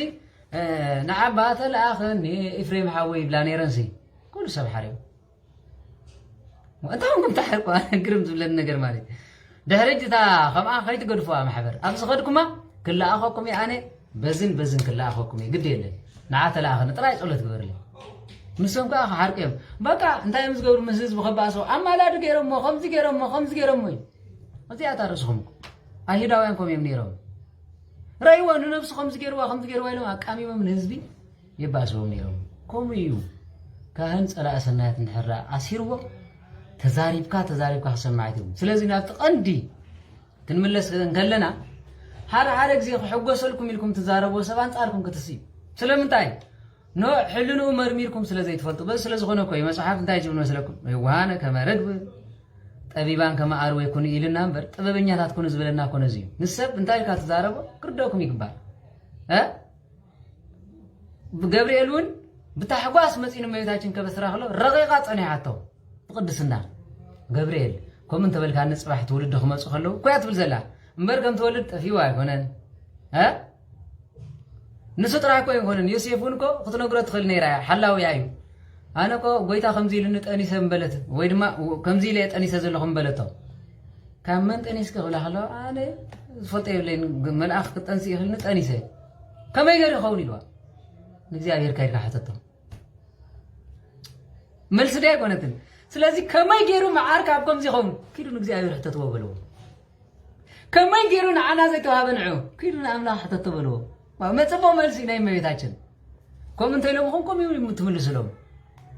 سلام انتاي نزي يبو كيد نجزي أبير حتته بس نجزي أبير تاي قرب النتيلون أبز نجزي سلام انتاي كم غير يبو نجزي أبير كير كحتته وهذا أملاح سلاز غني كير كان أملاح حتته سواء حتت نتيلكم كلهم كحركات كلهم يمزح حركم سلام انتاي ول مس እግዚአብሔር እርክነት ስለዚህ ይብሎም ቁርብነት ስለዚህ ይብሎም በሰይጣን ተአሲሮም ስለጸንሑ እግዚአብሔር ዝብል ቃል ሽዑ የሰንብደን ንምሰል ግን ቅዳሴ ሒዞም ጸንሕሎም ናኻስ እግዚአብሔር ከዛሬም መስ ተዛሬ ወሎ ተለይ ዓረቅ ወይ ደከም ቀኝነት ህጃ አብዝ ስለዝኾነ እመቤታችን ቅድስት ድንግል ማርያም ሰብአይ ዘይፈልጥ ከሎ ኸመይ ገሪ ይኾነለይ ዝበለተነ ምንታይ እንድሕር ተባሂሉ ኣብቲ ዳሕረዋይ ዘመን ዝመጹ ትውልዲ ረቀቅታ ሓተቲ ንመቤታችን ድማ ዘቃለሉ ዝነበሩ ኖ መልስ ንምርካብ ምድሪ ብዘይ ዘርኢ ሰበይቲ ብዘይ ሰብኣይ ክትፈሪ ኣበሪኻ ክትብሎ ከላ ንሱ ዘምፀላኽ እንታይ ማለት ወይ ውላድ ወሊደን ኢና ንስቲ ዝሕጎሳ ኤልሳቤጥ እኳ ታዘመድኪ ሓደ ብኤልሳቤጥ ኩሉ ግዜ ጸሎት ምስ ቆመት እያ ምክንያቱ ውላድ ሃባይላ ትፅሊ ከም ዝነበረት በዚ ምልክቱ እነዚ ምልክት ክኾነኩም መጽሓፍ ቅዱሳዊ መጽሓፍ ጦቢት ምዕራፍ 6 ስጋብ 8 ዘለን ታሪኹም ስጋብ 12 ተበሎ ጦቢት ዝበሃል ሰብኣይ ነይሩ ምስ ዓወረ ዓርኩኻ ራጉኤል ዝበሃል ነይሩ ወይ ብል ዓርኩኻ ራጉኤል ዝበሃል ነይሩ ሪኹም መጽሓፍ ቅዱስ ካበይ ናበይ ከም ዝተኣሳሰር ማለት ሕጂ ጓሉ ነይራቶ ኣስማንዴስ ዝበሃል ጋኔን ስለዝነበረ ብዙሕ ሰብኡት ይመትዋ ነይሮም ጦቢት ድማ ደግ ስለዝነበረ እንሆ ብሰናይ ግብሩ መቸም ዓዊሩ ንሱ ታሪክ ከይነውሐኩም حلاوي ملاخ نعرف فايل نسارا قرابو يل دما حلاوي ملاخ رفايل نخلت يوم كقرارب من كفاتو من كله خفوسو من كله زغبره ግን ተመልከቱ ሰብ ተመስይሉ ማሲ ንጦቢያ ሒዝዎ ኸይዱ ንንዳራቡ የል መስከረ ናፎስ ሒዝላ ኸይዱ ዓሳ ሒዝካ ኸይዱሞ ቅድሚ ምሳም ረኻብካ ከምዚ ባልካይሉ ትምኽሪ ኸይነው حكم ኢለ نعم صعبيلو عسى غيرك خمس غيرك عطنا تفوس يال تفوس دي حزوا مس مسدما تحاموت ግን ነው حزካ ይخيد اب منابب خمس غيرك ድማ تغبره ነገር አለ ኃይሉ حزو መስ መሪነስ ሁሉም ዘራህመም ዘሎ ቅዱስ ሩፋኤል ልብ በሉ ማለት ሓደ ጓል ዓርክ ያ ኻላይ ድማ በስ ዘጋጥማ ዝነበረኻ ኩሉ ግዜ ጽለየላ ነይሩ ሩፋኤል ድማ ጸሎቶም ናብ እግዚአብሔር ያርገሎም ነይሩ أتي مستسقمه حمات عسى غير خفوسه نعال ما تشنجرا سبت كمتوا بعد خي ترف عدر وسيلا صرف وسيلا خلو كدحنا خلو تري ابز غاريو እመቤታችን ቅድስት ድንግል ማርያም ጸሎታ መልሲ ኤልሳቤጥ ክትወልድ ያ ዝብል በጸሎት በጽሐትያ كل ጊዜ ኻ እግዚአብሔር ውላድ ሃባና ሓትነይ ወላ ሓትነይ ብሎ ማለት كل ጊዜ አጸለይላ ነይራ አመጨረሻ ኤልሳቤጥ ኳታ ዘመድኪ ነው አግዜ እርጋና ጸኒሳ ወሊዳ ወይ ተመስገን መልሳ ቆይ ዝዝበለ ቃል ተፈጽሙ ማለት ነዚ ከይደዳ ነው ዘካርያስ ዳ ከም ዝኮይኑ ስለዚ አመነ ይልዋ አያመነን ወይ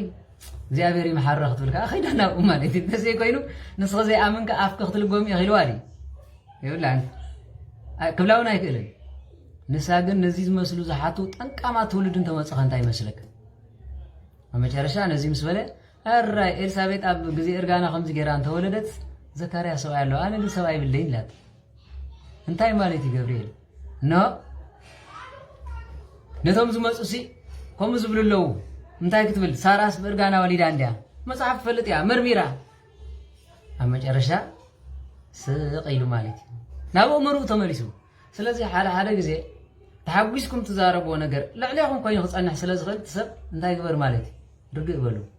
ሓደ ጊዜ ድማ አንጻርኩም ስለዝኽእል ርግእ በሉ ኤልሳቤጥ ዘመድኪልዋ ነጊራተው ወይ እንኳ ሐጎሳ ኢላ ግን ሰብአ ዘካርያስ አለውኝ ካልኦቱም ከመን አብ ጊዜ እርጋነን ወሊደንን ያላት ገብርኤል እንታይ ገይሩ ኸይልሽ ርግእ ሐጎስካን ምስራትካን ምቁጥጣር የብለ ሕርቃንካውን ምቁጥጣር የብለ እመቤታችን ማለት ሪኹማ ንመልአኻ ርግእ ቢላ እምሩ ነው አሰባሲቡ ንመን እንታይ ለ ከም ዝዛረብ ዝረጋግጥ ገብርኤል ኮቅጥዒ ብዘይቡ በሐጎስ ይዝነግር ምትልካ ድማ ለጉይም ዝኸይድኩ ገብርኤል ርግእ ምስ በለ እንታይ ልመስለኩ ይሄሞ ብዘይ ሰብኣይ ትብልስ ሳራብ ጊዜ እርጋና ወሊዳ ያ ብዙሓት ነገራት ተኸም መጽሐፍ ተቃቂሳ ማለት እዚ እንታይ ሓድሽ ነገር ድማ ሰውት ኣለውን እግዚአብሔር ሳነ ነገር የለን ነዚስ ክገብርሲ ናይ እግዚአብሔርሲ እንታይ ጸገም ኣሎ እዚ እንደሎ ኢላቶ ርግእ ኢሉ መጨረሻ እንታይ ዳ አኽብላይ መጨረሻ እንታይ ኢሉ እግዚአብሔር ኩሉ ዝገብር አምላኽ ምን እግዚአብሔር ታይ ሳነ ነገር ኣሎ መስበለ ከም ቃልካ ይኹነኒ ሪኹም ወለ ዓቢ መልስ ከም ቃልካ ይኹነለይ በለቶ ካብ እንድሓር ድማ ነው ጸነሰት ይብል ስለዚህ ሓደ ጊዜ ክሕጎሰለ ኢልካ ትዛረቦ ነገር ነው ንዓኻ ዘሕፍረካ ክኸውን ይኽእል ሓደ ጊዜ ድማ ብስምዒት ምዝራብ ድማ ዋጋ ይብሉን ርግእ በሉ ውዳሴ ማርያም ዘንብብ ሰብ ህውፅ አይሆነን ያው መናፍቃን ዝወፁ ስለምታይ መስለኩ ውዳሴ ማርያም ድርሳናት ገድላት አይፈልጦን ተወንጌሉን ክርዶም አይክል ህውፃት እዩ ወላ መንፈስ ቅዱስ ተወሪዶም ኮይኑ ወይ ባባባባባባ ይብል ሕሙማት እዩ ወጣጡ ይቀየሩ ይብለኩ ህበቦ ጅምሩ መንፈስ ቅዱስ ርጉይ እዩ ፍሬሁም ካብ ዘራርባ እመቤታችን ቅድስት ድንግል ማርያም ዳር ክትጽልኸላ ድማ ዝገርሙ ነፍሰይ ንእግዚአብሔር ተዕብዮ መንፈሰይ በአምላኽ ይባህ ይብላይላት መንፈስ ቅዱስ ዝሓደሮ ሓጎስን ደስታን ምራይ ይወፅን ተምዝ ምህሩ ዘለው ስለ ክዛረቡ ከለው መራይዎም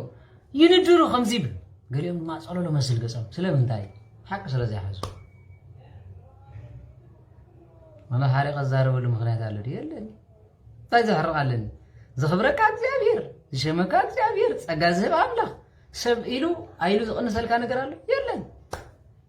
ንስኻትኩም ስለምንታይ ትርበሹ ዘመደይ ከምዚ ኢሉኒ አባት ነፍሰይ ከምዚ ኢሉኒ ትብሉ ስለምንታይ ዘኽብረኩም አምላኽ እዩ አባት ነፍስኩም ቀሪቡ መንነትኩም ተዘይተረዲዎ ሓወኹም ቀሪቡ መንነትኩም ተዘይተረዲዎ ሰለል በልዎም ስገርዎም በኦም ልብኹም አይንደድ ናይ ጠሪፎም ተሓርቆ ንሰም ጠርፉ እግዚአብሔር ስልመካ እንተ ኮይኑ ሰብ ደይምብረካይ አምላኽ እንዳለ ከምዚ ኢሉ ጎይታ ጸጉሩ ርእስኩም እኳ አቅድመይ ቆጽራትየን ብዘይ ፍቃደ ሓንቲ ትረግፍን ብዘይ ፍቃዱ ምን ዓይንታ ገብረ ንኽእል አምላኽ ከይፈቀደሉ ናባይ ማንም ክሰግር ዝኽእል ሰብ የለን ወላ ሰይጣን ይሕደሮ ወላ ገለ ይሕደሮ እግዚአብሔር ፈቂዱ ግን ንጸጋ ክኾነካ ንኻልእ ኢሉ ግን ካሕልፈካ ኸእል ቆጽሉ እኳ ብዘይ ፍቃዱ ይትረግፍን ኮይዙ ታዲያ ፍቃድ አምላኽ ትፈልጡ ተኾንኩም ዘረባ ሰብታ የሰንብደኩም እንዳም ሓደ ጊዜ ሞራልኩም ትትንከፉ እዚኦም ሰባት በቃ ህዝቢ ጠፊኡ ከምዚሉ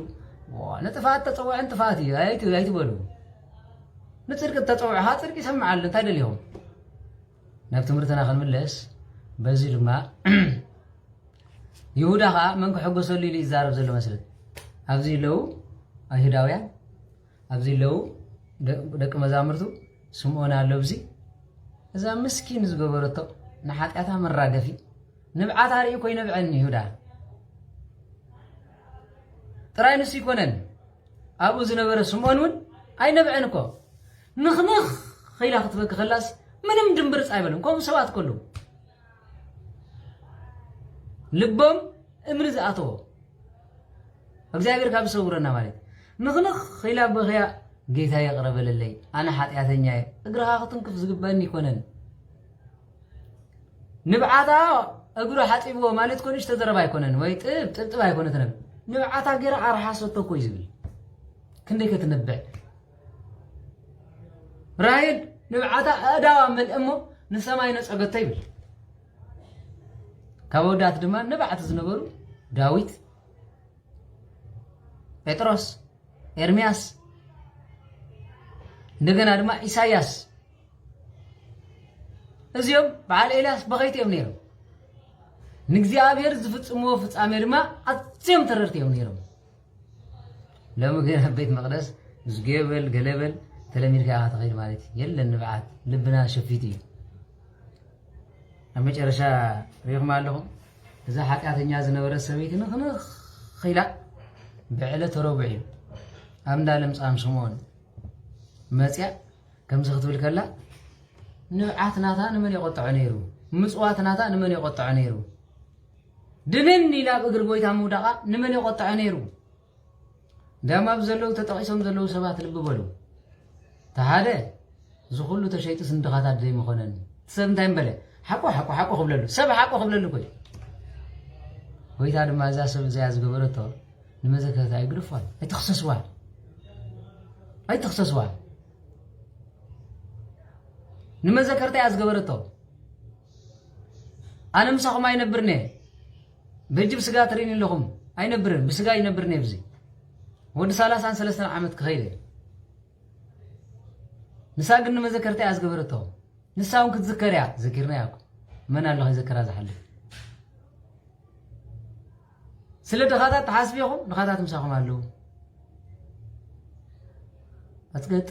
እንዳም ንሱ ጥራይ ምስ ተባሃለ ስቕ ዝበሉ ዶ መሲልኩም ቀፂልኩ ከምዚ ዝብል እዚ ወንጌል እዚ ኣብ ዝተሰብኮ ዘበለ ድማ ኣብ ኩሉ ዓለም እዚ ንሳ ዝገበረቶ ንመዘከርታ ከም ዝገብር ብሓቂ ብለኩም ኣለኹ ዓብዪ ቃል ኪዳን ይዋ ቀፂሉ ድማ ንዕኦም ኣፎም ዓቢሶም ማለት እዩ ሽዑቲ ይሁዳ ኣስቆሮታዊ ዝተባሃለ ሓደ ካብቶም 12 ናብ ሊቃነ ካህናት ከይዱ ተቆጢዑ ንምንታይ ከምኡ ትብላ ንምሳኻ እንዲኦም ዘለዉ ምስ በልዎ ብድድ ኢሉ ናበይ ከይዱ ናብ ምቀኝነት ንእሽቶ ነቐይፍካዮ ብኡ ገይሩ በል ከሪኤካ ኢሉ ዝኸይድ ሰብ ምሻል ንመጀመርያ ግዜ ወዲ ሰበይቲ ዝብል ፀርፊ ዝፀረፈ ይሁዳ እዩ ኣይሁዳውያን እዩ ወዲ ሰበይቲ ዝብል ፀርፊ ማለት እዩ ሓደ ነይሩ ወዲ ሰበይቲ እንታይ ማለት እዩ ኢሉ ፀረፈ ወዲ ሰበይቲ ደኣ ጎይታ ማለት እዩ ሰበይቲ ዝወለደቶ ብዘይካ ክርስቶስ ኣብዚ ምድሪ ወናሉ ኩሉ ካብ ዘርኢ ሰብኣይ ተፈጢሩ ግድን ይቦ ዘለዎ ኣቦ ስጋ ዘይብሉ ግን ጎይታናን መድሓኒና ኢየሱስ ክርስቶስ እዩ ኣይሁዳውያን እዮም ከምኡ ኢሎም ተፃረፉ ሎሚ ድማ ነዲኡ ዘቃልል ንቅድስቲ ድንግል ማርያም ከቃልል ኢሉ ዝፃረፍ ከምኡ ኢሉ ዝዛረብ ሰብ ኣይሰኣን ንኸውን ፀርፊ ኣይሁድ ይበሃል ወዲ ሰበይቲ ዝተባሃለ ጎይታ ጥራይ ምክንያቱ ኣዶ መን እያ ቅድስቲ ድንግል ማርያም ኣቦኡ ዮሴፍ እኳ ተበሉ ንግዚኡ ግን ካብ ሰበይቲ ጥራይ ተወሊዱ ንበይኑን ዘርእውን ኮፍሊ እንዳተባሃለ ዝተዘረበሉ ንሱ እዩ ስለዚ ወዲ ሰበይቲ ፀርፊ ዲ ዝኸውን ዘሎ ምስ ጎይታ እዩ ሓደ ግዜ እኮ ሰሓቕን ስላቕን ትንቢት ዝኾነሉ ግዜ ኣሎ ሓቀ ሓደ ግዜ ላግፂ ትንቢት ዝኾነሉ ግዜ ኣሎ ስለዚ መን እዩ ዝኸውን ዘሎ ወዲ ሰበይቲ መን እዩ ወዲ ሰበይቲ ጎይታናን መድሓኒናን ኢየሱስ ክርስቶስ በቃ እመቤታችን ዝወለደቶ ሰበይቲ ዝወለደቶ ንዑ ጥራይ ንምቅላል ንእመቤታችን ቅድስቲ ድንግል ማርያም ተዛረብዎ ቃል እዩ ግን እቲ ቃል እንታይ ማለት እዩ ባና ክቡር እዩ መብዛሕትኦም ክንደይ ግዜ ሓቲትኩም ኢኹም ወዲ ሰበይቲ ዝበሃል ስለምንታይ እዩ እዚ ድማ ወዲ ሰበይቲ ማለት ነው ወዲ ቅድስት ድንግል ማርያም ማለት እዩ ንሕና ንፈልጦ ስለዚ ወዲ ሰበይቲ ተብለኹም ብዙሕ ኣይትበሃዩ ወዲ ቅድስት ድንግል ማርያም ዳር ዝበሃል ዘሎ هراي ناب تمرتنا قناعات غلنا كابو قصيلو دما يهودا يلو شعوتي يهودا اسقروتاو ዝተባሃለ ሓደ ካብቶም 12 ናብሊክ ኣነ ካህናት ከይዱ ኣነ ንጎይታ ኢየሱስ ክርስቶስ ኣህሊፈ ክበኩም ሲ እንታይ ትብሉ በሎም ኢሉ ከብዱ ዝሓድር ሰብዚ ብከብዱ ዝሓድር ምሱ ሓዲሩ ዒሉ ወይ ንድኻታት ከምዚ ይብል ነይሩስ ስለ ድኻታት እንታይ ንግበር ኢሉ ምስ ጎይታ መምኻር ገዲፉ እዚ ኣረ ትብለኒ ኢሉ ዝኸይዳለ ሓደ ግዜ ፀላእሰና ዝሓዘ ሰብ نيشتم سنقف كاي باغير زخور سبال صلاة الناس زحازو مالي ፍጹም ተዘይናድኩም ንጥራይ ዝብል ሰብ አለ መየርካ ተናድ ሰብ እንዲኻ ድኹም እንዲ ባህርኻ ድኹም ባህር ዘሎ ሰብ ቆም ክብል አይግባኝ ስለዚ ኣብዚ ከምዚ ክብል እንከሎ ተመልከቱ ሽዑቱ ይሁዳ ዝበሃል አስቆሮታዊ ይሉ አስቆሮታዊ ዘምፀ ዘሎ ስለምንታይ እቲ 30 ዲናር ዝጫኑ ካበይ መጽ ሰይልካ ዝበሃል ኮይለን ኣብዚ እንደገና ድማ ከምዚ ይብል ኖ ኣነ ኣሕሊፈ ክበኩም እስክንደይ ትውን በሎም ንሳቶም ከ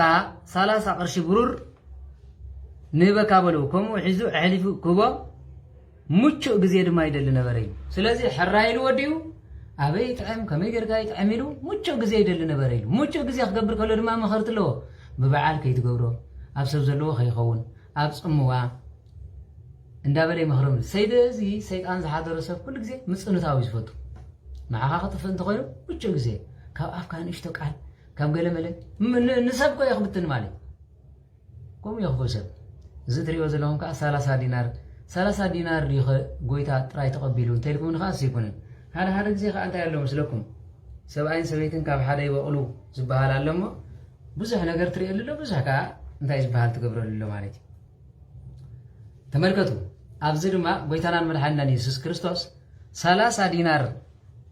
ክንሸጦ ዝበሉ ስለምንታይ እዮም ንሕር ኢልኩምኒ 40 ክገዝኡ 40 ክቦ ይኽእሉ እዮም 50 ክቦ ይኽእሉ እዮም ግን ትንቢት ንምፍጻሚ ከመይ ዝመሰል ትንቢት በሉ ካልኣይ እዛ ሰበይቲ ኣብዚ ዘላ ሽቶ ዝቐብአትሉ ድማ 300 ዲናር ዋጉ ገዚ ኣምጻአቶ ይብል 300 ዲናር ዋጋ እዚ ጨና እዚ ካበይ ምጽያቶ ነዚ ድማ ነዚ ጨና ካበይ ምጽያቶ ዝብል ትምህርቲ ክንመሃር ኢና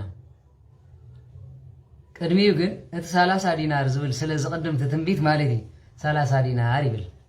30 ዲናር ንምንታይ ኮይኑ ይብልሞ ሊቃውንቲ ቦታትና ምስ ንግስቲ ሳባ እዮም ዘተኣሳስርዎ ንግስቲ ሳባ ጥበብ ሰሎሞን ክትርኢ ኢላ መጽያ ይብል መጽሓፈ ነገሥት ንኢየሩሳሌም መጽአት ይብል ክትመጽእ ከላ ብዙሕ ገጸ በረከት ሒዛ መጽአት ይብል ንግስቲ ሳባ ካብ ዘርኢ ትውልዳ ካብ ሸኾና ኣድጊያ ነይራ ካብ ዓሌቶም እቶም ዓሌትናቶም ሸኾና ኣድጊ ነይርዎም ይበሃል ገሊኦም ድማ ክብሉ ከለዉ ሓዋ ዝነበረ እንሆ ኣብ ገበል የምልኽ ስለ ዝነበረ ንዑ ደም ዝፈሰሶ ሸኾና ከምኡ ኢሉ ደሪቑ ኣብኡ ከሎ ማለት ከምዚ ፅፍሪ ዝሓበለ ምሻሎ ከምኡ ኸ እግራ ሸኾና ኣድጊ ተቐይሩ ዝብሉ ኣለዉ ሸኾና ጣዕዋ ዝብሉ ኣለዉ ከመ ጣዕዋ ዝብል መጽሓፍ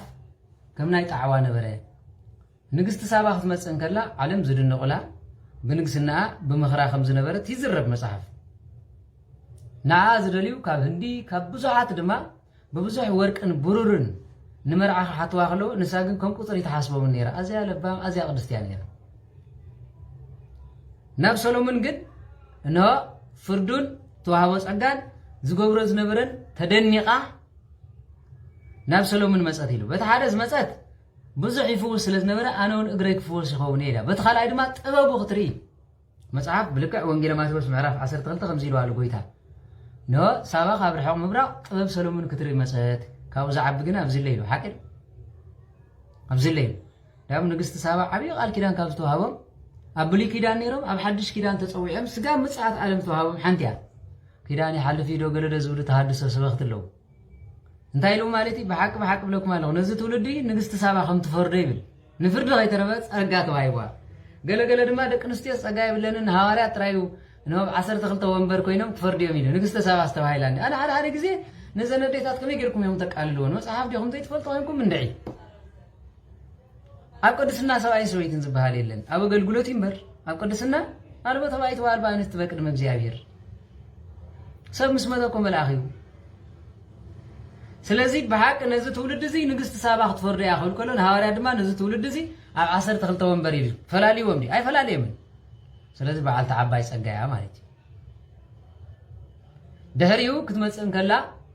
بزح هابتن ورقن حزام مساتن نقصت سبعة بدنقلنا أمدرجازيت نو نقصنا تمرح نيران يسيابو ملو نتزنبرت مرح كم زنبرت يزرب مالتي كتمصن كلا بزح هابت حزاف تمصن كلا أب أف دق سولومون نقرا من قدهم دما ويتانا الملحنا يسوع كريستوس زتسقل الله عنشيت خابي مصيا زبلو خالو نز كله زت أمره نز كله كبار زت أمره نيشت تمرت خن مهارينا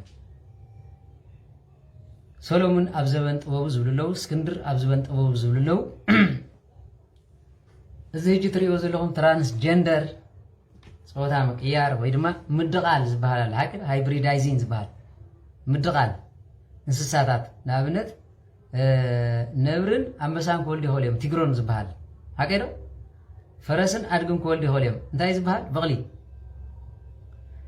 ماني خمو قبرني يرون تيلكم هني هذا سيراك زلو بتخال عيدما اسكندر زبلون هلو بزيادة قد سولومون يخوم قبرني يرون طبابنيا يرون سلازي طبابنيا سولومون أبزبن طبابو حمومات كعم خلو قصر خاب جنة يمسنيرو نجنة كأتو زي كل كوانت نبرة ننسري ولا يعط ولا مو شعن ساق قصر جنة همسيات صبرو نسخات تغيرو حماني فوصل نيرين بتعاده بتخال عيدما بتطبابو نجنة كرياي إلى حسب سلز نبرة كاب تبعتاي نسري كابان ستيتي فرس زر وسيلو نتان ستيتي فرس عم حسنا قبر الليل دهريه ولدن كله كم فزلوا فرس تولدي ريهم لهم أب كولومبيا أبعال نيجيريا أبعال بروندي أبعال غانا زامسلو أب تفرس يامنيهم the spirit of God يبلو مالتي سي منتايز بحال منفساوي ጸጋዘለው ኢሎም ያምኑ ወይም ስለዚህ ንሱ ምስተፈጥረ ይብል በተሓደ ከመቡ ስጋል ሞደ ይብል በተሓደ ሳዕሪ ከመዲ ይብል በሐፈሻ ግን ኖ ካብ ገነት ቆጽሊ ይደል ስለዝነበረ ክንደ ግዜ ከም ዝገብር ኢሉ ኖ ካብኡ ተኸይድ ዝነበረት ኢግልያ ንስሪያ ንዑ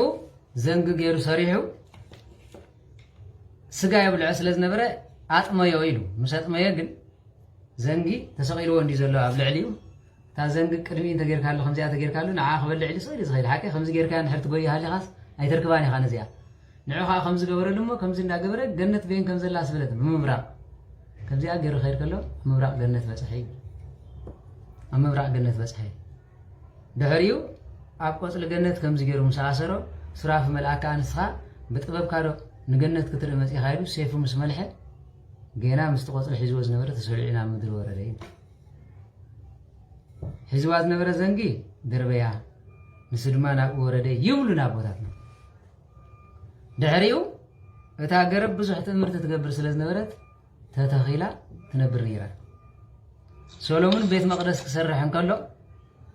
نزو كله امان نزو كله اغرابن بمنتا يمصي وانتلكم باغاننت اغاننت زحادرمون مالك تتطبب كاب እግዚአብሔር كركب كلو نغاننت دما كمتنا عالم كم زغبركم انسكم كبيت مقدس نا እግዚአብሔር كتسرحوكم እንዳበለ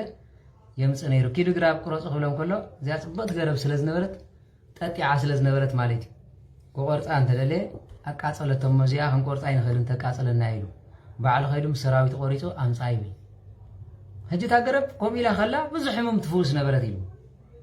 ታጎይታ ተሰቀለላ ገረብ ማለት እጸገነት ያ ታገነት መጻት ገረብ ያ አመጨረሻ ቤት መቅደስ ከሰራህን ከሎ እምባር ዚአት መስል ቤት መቅደስ ትግባ እሞ ይሉ እንተ ተኸላ ነው ወህ ኮይና እንተ ገደማኻ ሓጢራ كي قرص ادما قدست غرب مخالا سلازفلته ازي اغدف وايلو اب اف دغه بيت مقدس ناي سولومون غدف وايلو سلازي اب خوينا تنبر نبرت يلو نغست سابا نعو خطر الى مسمصت اب داراش سولومون بصحات ازيا ملكعኛ سلاز نبرت دما اتي شعو ናይ ንጉስ ዓቃብ ዝነበረ ወይ ድማ ሓላው ኣፍ ደገ ዝነበረ መልክዓ ምስ ረኣየ ፈዘዘ ይብል ሓደ ግዜ ዘሎ ሓቂ ፅበት መልክዐኛ ተርኢ ምስ ፓሎ ዝጋጨ ከም ጋጢሙ ክፍልጥ መኪና ስሒት ዝኸይድ ብሽክለታ ዝጋጨ እንዳምን ሎሚ መልክዕ አይደለም ሎሚ መልክዕ ዘይኮነ ማዓኮር ደቂ ንስትዮ ክትርኢ ዝጋጨ ዝሓቀል ለይ እግዚአብሔር ይማረና ከም ጥራይ ኮነ ሲኮነ ሞባይሉን እንዳራይ ስቂል ምዝጋጨ አለው ኣብዚ ሞባይል ዘላ እኮ ሓቀ ትኾን ኣይትኾንና ሸዕግን ንግስት ሳባ መልክዓ ምስ ረኣየ ኣዝዩ ተገረሞም ክንደይ ፅብቕ ኢሉ ካብ እግራስ ካብ ርእሳስ ጋር እግራ ክሪኣ ከሎ ተራያ እግራሽ ኾና እስማ ወልደ መንፈስ ቅዱስ ናብ ኣዳራሽ ሰለሞን ኣተው ጎይታ ኢሎም ስናባኻ ዘይመጽእ ሰብ የለን ዘይመጽእ ሕሙም ኣይነበረን ናይ ርእሱ ኦፕሬሽን ገብር ነይሩ ዘይፈወስ የለን ሰሎሞን ብኽእለት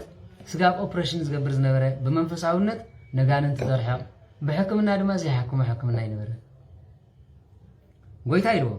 መልክዓ ኣዝያ ጽብቕቲ ከም መላእክቲ እግራ ግን ሸኾና ግን ከም ናይ ኣድጊ ከም ናይ ጣዕዋ ሰብ መጽያ ኢሉ ተኣንታ ትብል እስኪ እተው በላ ኢሉ እቱ ክትብል ከላ ግርማ ጸጋ መንፈስ ቅዱስ ዝመልኣ ስለ ዝነበረት ንግስቲ ሳባ ርእይ ምሰበላ ሰሎሞን ብድድ በለ ይብል ኣዝዩ ፈተዋሞ ካብ ወንበሩ ተስዩ ኮፍ ኣበላ ይብል እተው ክብላ ከሎ ኣብቲ ድርኩኺት ስለ ዝነበረት ታ ጎይታ ዝተሰቐለላ ዕንጨይቲ እግራ ሕሊፋ ክትከይድ ከላ እግራ ዝበጠታ ሞ ታ ሸኾና እግራ ኣብኣ ተረፈት ይብል ወይ ሸኾና እግረ ይመሊቓ ኢላ ንገረድ እንከ ሕዝያ መዘከርታ ክትኮነና እያ ኣብ እንዳ ሰሎሞን ዘጋጠመና ኢልና ኣብ ዓድና ክንምስክረላ ኢና ኢላ ኣብ ቦርሳ ኣትያታ ናሸኾና ስለዚ ንግስቲ ሳባ ናብ ሰሎሞን ክትኣቱ ከላ ጥዒት እግረ ኮይና ኣትያ ሽዑም ሰዓትዎ ትርእይዋ እግራ ቆልሕ ተበለውን ጥዒቲ ንዓስኪ ነዚኣት መስል ንግስቲ ጽብቕትን ወሓለ ኣዘራርባን እንዳው ሎምኳ ሓበሻ ነይራ ክትበሃል ከሎ ዘን ሓበሻስ ሕምብርትኽን ተሰቒርክን ጥራሕ ቅራዕክን ወፂኽንስ ምስ ንግስቲ ሳባ ከዓ ንግስቲ ሳባ ደና ኢልክን ክትዛረባ ዝተሓፍራል ኣብዝታታ መልሓሳ ገለ ተሰቒራ ማለት ንግስቲ ሳባ እኮ በበለባብሳ እኮ ወረጃ ነይራ ተላጽያ ኣይትፈልጥን ግርማ መለኮት ናይ እግዚአብሔር ጸጋ ስለ ዝነበራ ገና ክትርኢ ከላ ፍሽኽ ክትብል ከላ ብሙሉኦም ነገስታት ተባሂሎም ይርእዋ ነበሩ ሎም ከዓ ክትርእዎን ኢለን እንዳውም ዝገርመኩም ናይ ሎም ከዓ ከምዚ ጌራ ጥባህ ተርኢ ትደሊ ረጅቤት ትምፅያ ከዓ ትኽምረሞ ደቂ ናፁስ ክረኣያ እረያ ይብሉበታትና ኣጋንን ተኣርየን ወዲኦም ኹም ዘይንስ ከዓ ፀጉሪ ምፅያ ዳዕራ 5 ትመስል ወይ ድማ ስኮባ ምሻለ ዝናይ በዓል ቻይና ስኮባ መወልወሊ ስኮባ ከምዚ መሰለ ንቁልቁል ኣፋ ተደፈት ያኻ ደው ዝበለት ስኮባ መሲላ ትመስል መልክዓ ክን ሳባ መሳባ ስለዚ ንምንታይ ወንጀል ካያ ኢልዎ ጎይታይ ብሓቂ ስጋ ኣብዚኣ ትመጽእ ነይራ ኢልዋ ስጋ ኣብዚኣ ትመጽእ ነይራ እንድዕ ካብኡ ዝኾነ ግን ኣይፈልጥን ኢልዎ ስማዓስኪ ወራዙ ካባኽን ክትመጽእ ከለኽንሲ ሸኾና እግራ ከም ናይ ጣዕዋስ ነይራ ድያ ኢሉ ሳባኻ ወነይራ ንጉስ ብሓቂ እታ ኣብ ኣፍ ገዛኻ ዘላ ገረብ ግን ንሳይ ኣፈዊሳትኒ ኢሉ በሊ ብሓቂ ንስኺ ንሆ ቅድስቲ ጋሻ ኢኺ በረኸት ኢኻ ሒዝክለይ መፂኺ ካብ ሕጅን እኔው እንሆ እዛ ገረብካ ከም ስለ ዝገበረትለይ ብምባል ማሕላ ተመሓሓሉ ኢሉ ኣብ ምድረ ገኣዚት ዝነግስ ሓደ ንጉስ እንተሃለወ ኣብ ኢየሩሳሌም ድማ ዝነግስ ሓደ ንጉስ እንተሃለወ እሞ እንተነገሱ ስጋ ኣብ መጨረሽታ እንሆ ኣብ መንጎይን ኣብ መንጎኻን ኪዳን ይኹን ኢላ ንሳ ሓንቲ ሳንቲም ኣውዲቓትላ ሰሎሞን ድማ ሓንቲ ሳንቲም ኣውዲቕላ ክንደይ ይኾና ክንደይ ሰናቲም ይኾና ክንደይ ይኾና ሓንቲ ኣውዲቖምላ ክንደይ ሰናቲም ይኾና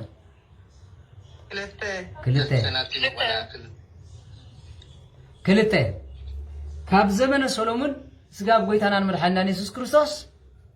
ኣብ ወንበሩ ዝተቐመጡ 28 ነገስታት እዮም ብቅድስና ማለት ሓንቲ ሳንቲም የውድቑ ነይሮም 28 ተደመረ ክልተ ክንደይ 30 እዩ እዚአን ኣብ ቤት መቅደስ ክቕመጣ ከለዋ ካብዚአን ገንዘብ ዝሸጠ ዝተሻየጠ ርጉም ይኹን ኢሎም ሳባ ምስ ቀመጠታ ስጋብ ኣይሁድ ስጋብ ቅያፋን ስጋብ ሃናን በተን ሳንቲም ተኣኪበን ኣብ ቤት መቅደስ ይነብራ ነበር አይደል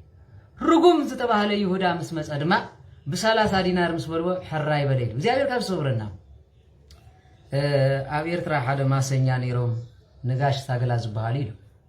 ትፈልጥዎም ዶ ታሪክ ዘለኩም እንታይ ኳ ትፈልጥዎም ኢልኩም ወሪድኩም ተፃወት ተኸእሰ ኢኹም ትፈልጡ ነጋሽ ታገላ ዝበሃሉ ማሰኛ ነይሮም እዚኦም ነጋሽ ታገላ ኣዝዮም ለባም ሰብኣይ ከም ዝነበሩ ኣፍልጦ ከም ዝነበሮም ይዛረቡ ማለት እዩ በኣካል እውን ንፈልጦም ሰብኣዮም ማለት እዩ ኣነ ኳ ፀሮና የርዮም ንመጀመርያ ግዜ እንታይ ኢሎም ኣብ ዘበን ደርጊ ምስ መፀ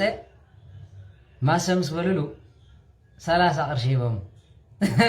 ንደርጊ ግን ኣይፈትውዎን ነይሮም 30 ቅርሺ ሂቦም ዝርጉም ደርጊሲ ዓድና ደስቂ ከይኣክሎ ዝኽሉ ኢለሉስ 30 ክበኒ ኢሎም ኣታ ማሰ ኢሎም ማለት ሰደ ኢሎሞ ኣታ ዘን 30 ወይ ይኻዕብታ ይደይባ ናብ ሱሳ ወይ ይመለሳ ይእተዋ ናብ ካሳ ንሰኔን ኢየሱስን ዲያብሎስን ዘበኣሳ ሰሚዖሞ ትፈልጡ ዲኹም ዘረባ ስለዚ ወይ ይኻዕብታ ይደይባ ናብ ሱሳ ወይ ይመለሳ ይእተዋ ናብ ካሳ ንሰኔን ኢየሱስን ዲያብሎስን ብግዜ ዓርብ ዘበኣሳ ምስ በሎም ኣብ መጨረሽታ 30 ወሲኹ 60 ገይሮመኒ ሕጂ ኳ ትሕሸካ ካብ ዲያብሎስካ ወፂኻ ኢሎሞ ይበሃል ስለዚ ነዚ ነይሩ ኣቦታትና ማዕረኽ እንደይፍልጦስ ከም ዝነበሮም ስለዚ ርጉም ይኹን ነዚአን ዝሸጠ ዝተላወጠን ርጉም ይኹን ስለ ዝበሉ 30 ዲናር ኣብ ዘመን ጎይታናን መድሓኒና ኢየሱስ ክርስቶስ ኣብ ሃናን ቀያፋን በፂሐን ነበራ እሞ እዘን 30 ዲናር ኣብ ቤት መቅደስ ዘለዋ ንዓኻ በሎም ኢሉ ይሁዳ ከብ 30 ዲናር ሕራ ኢልዎም ድዩ እንታይ ኢልኩምኒ ኣይበሎምን እንታይ ዳ በሎም ሕራይ ግን ኣነኻ ምስ ሰበይተይ ክመክር ኢሉ በዓል ሓዳር እዮም ሃዋርያት መብዛሕትኦም ሰብ ሓዳር እዮም ነይሮም ኣብቲ ሽዑ ግዜ ጎይታ ክትሓዝ እንከሎ ተተሓዙ ሸፋቱ ነይሮም ባርባን ይበሃል ባርባን ንይሁዳ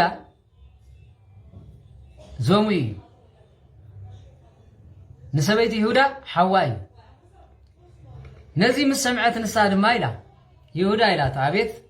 ሓወይ ተኣሲሩ ከም ዘሎ ትፈልጥ ኢኻ ስለዚ ብ30 ዲናር ጥራይ ሕራይ ትበሎም ኮላይ ንባርባን ክፈትሑለይ ሕራይ ኣብሎም በለት እዩ ንሱ ድማ መቸም ሰብኣይ ንድሕር ኮይኑ ገፅ ሰበይቲ ክሕጉስ ዘይገብሮ ነገር የለን ኣነ ብ30 ዲናር ሕራይ ይብለኩም ኮላይ ንባርባን ፍትሑነይ በለ ኢሉ ልቢ በሉ ናይ መጨረሻ ርጉም ምዃኑ በዚ ይፍለጡ ነቲ ቅዱስ ንርጉም ኣፍትሑ ነቲ ቅዱስ ድማ ዝተረግመ ገንዘብ ወሲዱ ንበዓልቲ መርገን ጠቕለለ እዩ ክርስቶስ ከዓ ኣማናዊ ፍትሒ ንሓጣን ከም ዝመፀ ብባርባን ፍለጡ ኢሉ ህየንተ ባርባን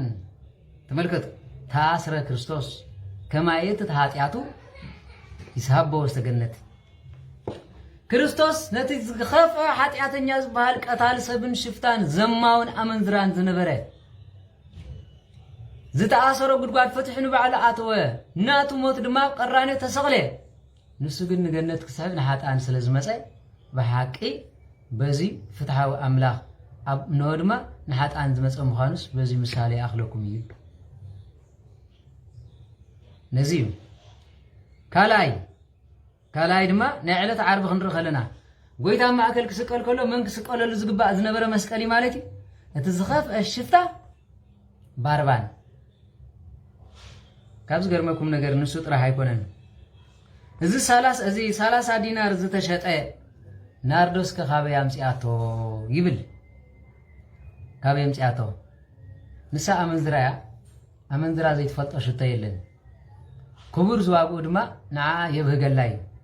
ምክንያቱ ኣመንዝራ ዝብላዕ ስተ ይኮነት እንትርኢ ክቡር ነገር ክቡር ዝኽደን ክቡር ሽተት እያ ትደሊ ስለዚ ኣብ ወሰናስን ገሊላ ካልእ እውን ሽቶ ሸይጥ ኣዝዩ ፍሉጥ ሰብኣይ ስለ ዝነበረ ኖ ሓደ ዓብዪ ንጉስ ረኺቡ ንሎሞ ንዑ ዝኸውን ሽቶ ደለካ በላ እሞ ዋግኡ ትኽእል እምበር ምህላውስ ኣለኒ ንሱ ግን ነገስታትን መኳንንትን ሊቀሊቃውንትን ጥራይ ዝቕበእዎ ኢሉ ካበይ መፂኡ ይብል እሞ ሓደ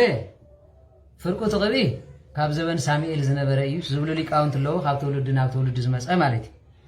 ንሱ ገይሮም ድማ በዓል ዳዊት በዓል ሰሎሞን بعد داوي تقبلي تزيتي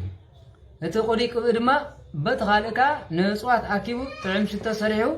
نو مقبي نجستات زمت نبرون سولومون يبلو نزي حواس هذا بلو تخال أيضا قويتانا الملحانا يسكرسوس كسدر كلون قبسي تيتوسن داكروسن زبالتهم بيمان بس أقام زنبر الشيخاتو أبسدت رخيبا منيرهم يبل هتسانن كلون سم أقواب زيم شفاعة خينم أمن قد رخبوي سلازي تم شفاعته سوني زتوسده نتيتوس سولس توسده نداكروس يما قالوا نبري يوسفن سولومين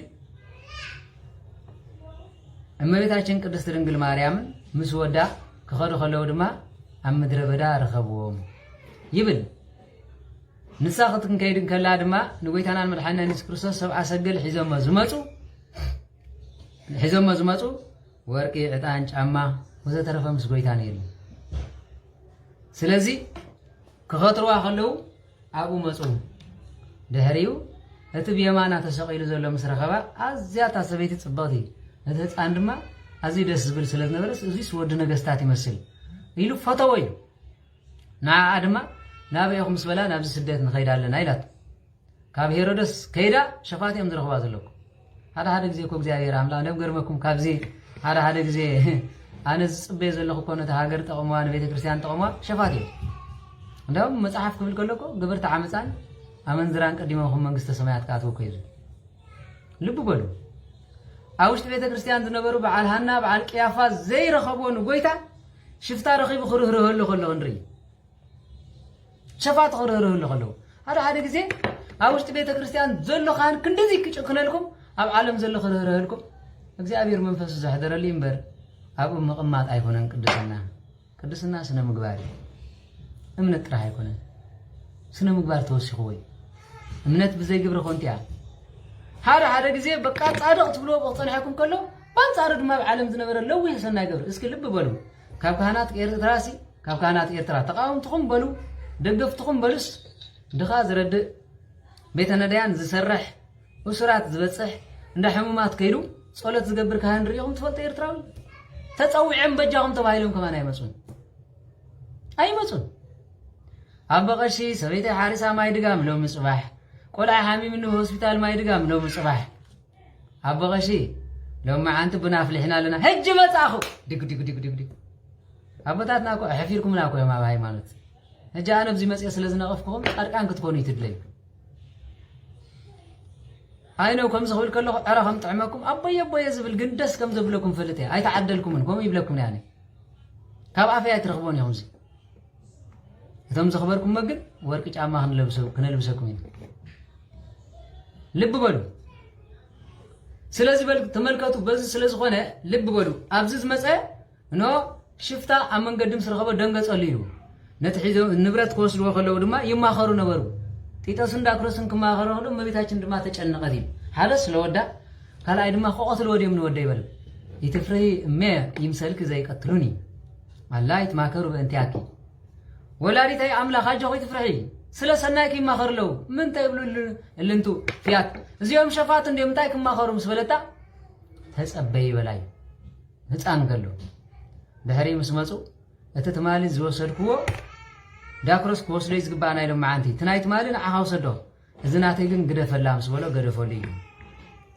ካልኦት ሸፋቱ ከይረኽብኹ መንገዲ ክወስደኪ በየን ኢኹም ትኸዱ በላ እሞ ክትከይድን ከላ ድማ ነቲ ቆልዓውን ከብርየ ክኢሉ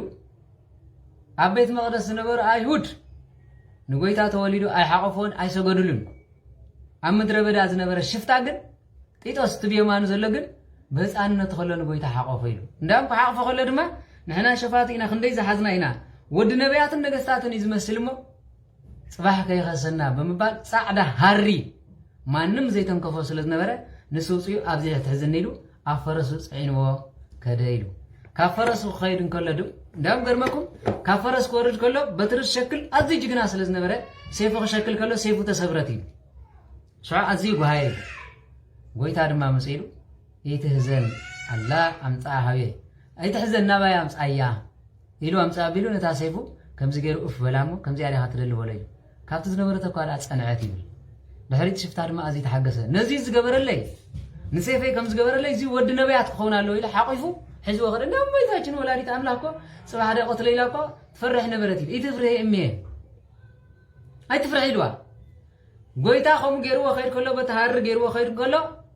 بملو كابو كبا قد سيفسس نبري كاب قويتا نتي شفت أدم أطلق أيه نتيجة زي مسألة هنك بالود خاب زيني وشفاتي اللوني نسرداي مسكرت نسود ما نجازو كمل لسن كله نتاج أرك تقليلو وسلام مزيات صباط تركيا كخدنا سلس خنكو حسب الليل ونسويتها باي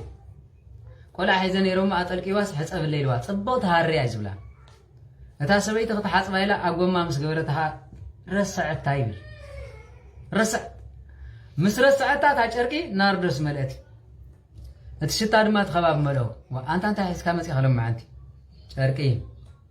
نتذهب كان أركي أم حسب جرسي أزوي تعم شتات شديدو انتاي كم قبر بالي مكاننتن نايز عدن تسميع منا قال كلنا يم كبر واقع نشيط أيلو شيء هو عبيت مزاجبتين داش أنا أقميت وين برنبري سلزي أقعد أمير ما كبحات أتاخذ من الأسكلا كبر واقع 300 دينار هبة دهري عسران قلن عمت عسران شمنتن بلوة عسران شدشتن بلوة يقريت عم عسران شعاتن 3 عمت بلوة قويتا كم أكالو زوسي ناردس حزا مسيا أبرس خد دفع لخلاندري منكر إغزابير بلا إلك دوساني يبلما بترما مسير إغزابير أي مرمرين تملكت سلازي زي عزم صوتزي هالباس تروس بحال زي نيرو بزي سلاز خونه دما كله قمم مستدمري حادث سبعي نو خم شيء سلاز نبره نعو مسرخبو كندي يصبغ يدو بتخالاي دما كاب نغستات زقبولو زنبرو أمسي حواويسو بخبر واقع زغزول سلسة أنا خوفا بلو نبري 300 دينار حزامة أرمان عجزو تيلو كاب نغستات من تاجر وانت توهله كاب داويت وغنيو كاب ناي كهانات من تاجر وانت توهله كاب لواويان وغنيو اسمه ولدو نغدغاد وطي سلز خونه نص حزاته مسمصت أمتي أبرو سدفوت لي لا لمن تزخون نيرو عديتات مسين كبا قدس ابزين تزدفالنا باري حتى سبيتم تباله حكد هي متبالين تبالن اسكلب بلو متبالين تبالن كبا قدس سبيت قطع زي فكدانيو كبا قدس سبيت اي تحزنيا حمم كتفوت صقا يا يوهبان انت مجامي لك ما تزلو حنكو خود حنكو خاطفلنا نتادي خاص كم يقرا يا خاني كيا نتا እግዚአብሔር ዘሃባ እንደውም ገርመኩም ንጎይታ ዝቀበትኮ አመን ዝራዝ ነበረ ሰበይት ኮያ ንስኸና ባይ ተቀርብን አይበላል አባዳ እነዚ ክትዝከሪ ይኺ ይዝበላል እንታይ አሁን ከተቃሙ ሆነ ዚከ ንሱ ጥራህ ኮይ ኮነን ሐዋርያት ሀዲሞም አይሁድ ሀዲሞም ከለኮ ና መቃብር ኸይደን ሽቱ ዝደፋ ዝነበረኮ አንስቴን ከም ይገርኩም ይሁን ትንዕቆን ማለት እቲ እግዚአብሔር አምላክ ዘሃበና ቢሆን ተጓድልን كهنت ولدن تولدن كهبز قبوا كهاني اوكي زي يلن تزي كوين نقل نحمم كم زي رقبيات سنتاي زي مسماني أرى بجاهم لكم تمارو سبيت خمسة يتقبرني اوي سبيت يا بلد أمس عبلا قويتاي إلى مسبلت له سمكن دا تذكر خنبريو أنست خمسة إنس قبرا حتى أتنيا زنبرت قارا نعمل خازا أكل كبا قدس دفيعات له ناردس دفيعات له تبايلو كتمسغاني يخي أتبايلا مركت لك أفي بلال دس يبالك نارديتات كا غمز مسل أملاخ يزلن ما يقودنيا تا أنا يقرم مالك سلازي نزي بمقبار نزي ناردس كابوز مساي نابت تمر تخن ملس كلنا أيهود تماخيرو نقويتا خنتاي كنت حزز بلو نزيو كابز كما خرو خلو رما انتاي نغبر كبل خلو بزحات حزب حزلنا خابز طفء حدا سب كطفي يغبا بمبال دما فرد فردي كابز غرمكم مالتي سلازي نزي كبل كلو يناندري سلازي بيت كريستياننا لومي مكرا ايهود تبلمو بتحاد دما صلوتا انب كبال نو ناي نبعات ناي نصحه معالتي غايبال ناي نصحه ناي نبعات ناي بخيات يبال بتسالساي دما نايك الكيدان معالتي كايبال بتمخري ايهوداوያን كمزز غورليو بتنبعات نخ الى زبخيتلو غويتا يقريبل زبلتي بتسالساي دما ناي تسفا معالتي نو تسفا مهاب نتابو زنبرت سبيتي نزز مسل تسفا هيوا ዝነበረሉ እዩ ማለት ስለዚ በስለ ዝኾነ ቤተክርስትያንና ኣድሚቓ ኣስፊሓ ኣጉሊሓ ትምህረና ነዚ ትምህርቲ እዚ እዩ ስለዚ ዕለተ ምኽሪ ኣይሁድ ተባሃለለ ዛዕለ እዚኣ ኣይሁድ ሊቃነ ካህናትን ጸሓፍትን ንጎይታ ከመይ ገይሮም ከም ዝሕዝዎን መኺሮም ዝፈጸሙላ ዕለት ስለ ዝኾነት ዕለተ ምኽሪ ኣይሁድ ተባሂላ ትጽዋዕ እቶም ሊቃነ ካህናትን ፈሪሳውያንን ከዓ ብሊቀ ካህናት ቅያፋ ተመሪሖም ጉባኤ ኣኪቦም ኩሉ ሰብ ካብ ዝጠፍእ ሓደ ሰብኣይ እንተሞተ ይሓይሽ እየንታ ተመልከቱ እሞም እንዳምስ ተዘይመውቱ ናይ ምድሓናን ብምባል ወንጌል ማቴዎስ ዝጠቐሰ ቃል ነዚ እዩ በቲ ካልኣይ ድማ ጎይታ መድሓኒና ኢየሱስ ክርስቶስ ኣብ ቤት ስምዖን ብሓንታ ሃጥእ ሰበይቲ ብቅዱስ ሽቱ ዝቐብአሉ መዓልቲ እዩ እንደገና ድማ መዓልተ ቅብእ ተባሂሉ ካ ይፅዋዕ ዝክር ዝተዘከረሉ ማለት እዩ ስለዚ እዚ እዩ ካልእ ጥራሕ ኣይኮነን መዓልቲ ተግሳጽ ተባሂሉ ንፅዋዕ እዩ ሓደ ድኻታት ዳ ምሳኹም ደየለውን ዝበለሉ ካልኣይ ድማ ስምዖን እንታይ ኢሉ ኣጉረም ረመ ይብል አንብቦ ካብቲ ካልኣይ ማለት እዩ ስምዖን ከዓ እንታይ ኢሉ ብሓቂ ሰብዚ ጻድቕ ተዝኸውን ነይሩ ነዚ ኣመንዝራስ ስለምንታይ ከምዚ ኢሉ እግሩ ሃባበለ እዩ ጎይታ እንታይ ኢልዎ ስምዖን ኣብየት ኢልዎ ኣነ ጋሻ ኮይነን ገዛኻ ክመፅእ ከለዉ ልቢ በሉ ማለት እዩ ንእግረይ ዝኸውን መሕፀቢ ማያ ይበልካንን ሽጎማነ እውን ንዓይ ኣይሃብካንን እዛ ሰብ እዚኣ ግን ኖ ከምዚ ኢላ ዝበኸየት ሓደ ሃብታም ሰብኣይ ነይሩ ኢልዎ ያው ምሳሌ ፈቲሑ ዝገሰጸሉ ሰዓት ስለ ዝኾነ ምሳሌ ፈቲሑ ሓደ ሃብታም ሰብኣይ ነይሩ ኣብኡ ዝነበሩ ሰባት ንሰራሕተኛኡ ድማ ኣለቀሖም ይብል ነቲ ሓደ 50 ነቲ ሓደ 5 በልዎ ነቲ ሓደ ድማ 500 በልዎ ብብዝሑ ክልቲኦም ዕዱኡ ክኸፍሉ ይከኣሉኒ እቲ ጎይቶኦም ድማ መፅዩ መሓሮም ዝበዝሕ ንመን ምሒርዎ ይመስለካ ኢሉ ንበዓል 50 ዶ ወይስ ንበዓል 500 ንበዓል 5 ዶ ንበዓል 50 ነቲ በዓል 50 ነቲ በዓል ብዙሕ ኢልዎ ሰናይ ፈረድካ ኢልዎ ሰናይ ፈረድካ እዛ ሰበይትኻ ብዙሕ ሓጢኣት ስለ ዝገበረት ብዙሕ ተሓዲጉላ እቲ ቁርብ ዝገበረ ድማ ቁርብ ይግድፈሉ ቅዱስ ኤፍሬም ከዓ ከምዚ ይብል ሃባሃ ኣለወት ብዙሕ ሓጢኣት ግየት ብዙሕ ጸጋ እግዚኣብሔር ስምዖን ንዓይ ስለ ፀዋዕካኒ እዚ ኪዳን ኣይረኸብካዮን ንዓኣ ክንድዚ ሓጢኣት ዘተግብራ ዝነበረ ዲያብሎስ ክንድዚ ዝመስል ጸጋ ስለ ዘለዋ እዩ ስለምንታይ ሰይጣን ከምኡ ገይሩ ኣብ ዝሙት ኣውዲቑዋ እንተኢልኩምኒ ድማ ጸጋ ስለ ዝበዝሐ ገለሰብ ከሎ ገለሰብ ክሓምም ከሎ ሽኮርያ ፀቕጢ ደም ወዘተረፈ ጥርንፍ ዝበለ ሕማም ይሓምም ኣይገርመኩም በዓል ዓብዪ ጸጋ ይበሃል ሰብዚ ነታ ጸጋ ናብ ኣገልግሎት ከይመፅእ ግን ሰይጣን ብጅማቱ ብኸስዑ ብቆርበቱ ብኩሉ ሒዞ ማለት እዩ ግን ኣይርድአን እዩ ተነሲሑ ብፍጹም ንእግዚኣብሔር ንዑ ብጸጋ እንተዝቕበሎ ነይሩ ግን ሰይጣን ተሳዒረ ከምኡ ኢሉ ከለኳ ሕሙማ ንፈውስ ሓደ በሉ ገለሰብ ድማ ኣሎ ኢሉ ክንደይ ጸጋ እግዚኣብሔር እንዳሃሉ ገለሰብ ድማ ብሓሽሽ ብሽጋራ ብትንባኾ እንደገና ድማ እንዳቁማር እንዳገለ ህይወቱ ምስቅልቅልቅልቅል ዝበለ ሰብ ኣሎ እዚ ሰብ እዚ ኣብ ዓዲ ክትሪኦ ከለኹም በሊሕ ነይሩ ዝበሃል እዩ ኣዝዩ በዓል ጸጋ እዩ ሰይጣን ናብ ቅድስና ከይመፅእ ብኩሉ ኣሳሲርዎ በቲ ብሽጋራ በቲ ብወልፊ በቲ ድማ ስለዚ ከምኡ ኢሎም ተኣሳሲሮም ዝኸዱ ሰባት ኮ ዓብዪ ጸጋ ናይ እግዚኣብሔር ዘለዎም እዩ ነታ ጸጋ እግዚኣብሔር ኣምላኽ ከይትጎልሕ ግን ብሓጢኣት ገይሩ ኣሲርዋ ብሓጢኣት ገይሩ ይሽፍኖም ነዚ ዝፈልጥ ምስጢረ ስላሴ ክንመሃርን ከለና እኮ እንታይ ድዩ ዝብል ስላሴ ምስጢር ወይ ድማ ምስጢረ ስላሴ ኣብ ሓጣን ነፍሲ ከመይ ኢላ ትረአ ይብል እሞ ከመይ ዝብላ ኣብ ሓጣን ከመይ ኢላ ትረአ እስኪ መልሱልኝ ከም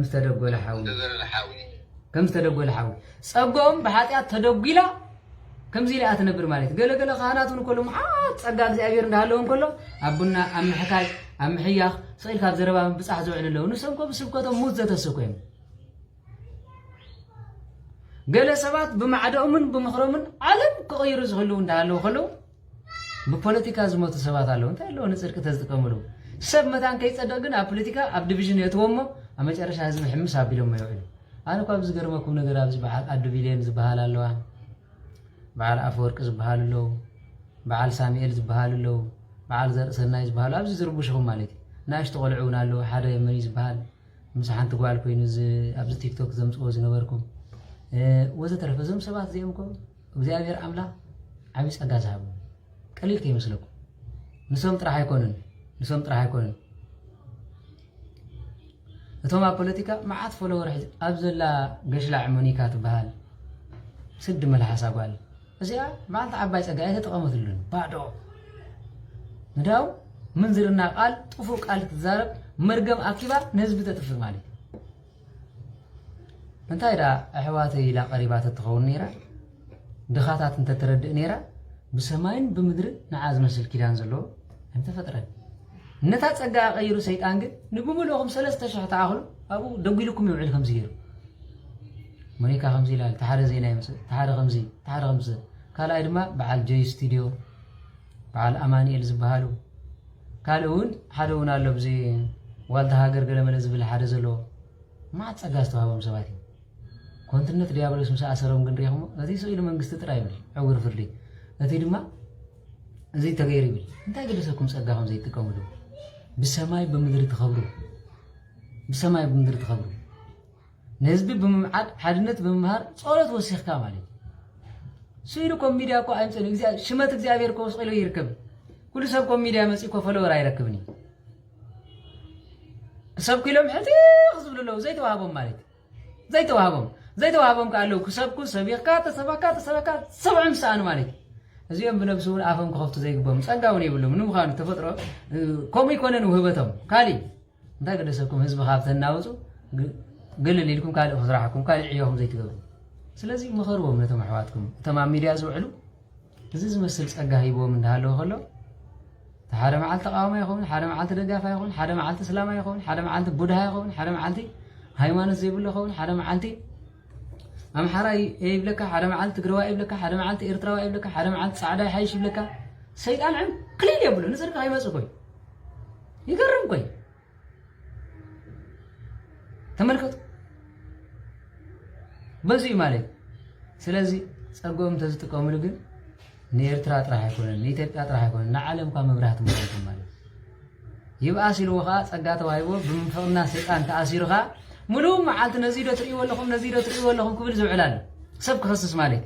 አንተ ደምከሮ እንታይ ገደሰካ በትስተዋሃበካ ልሳን ሓቅነትን ቅንዕናን ጸሎትን ወሰካ ማርያም ካውሰዶም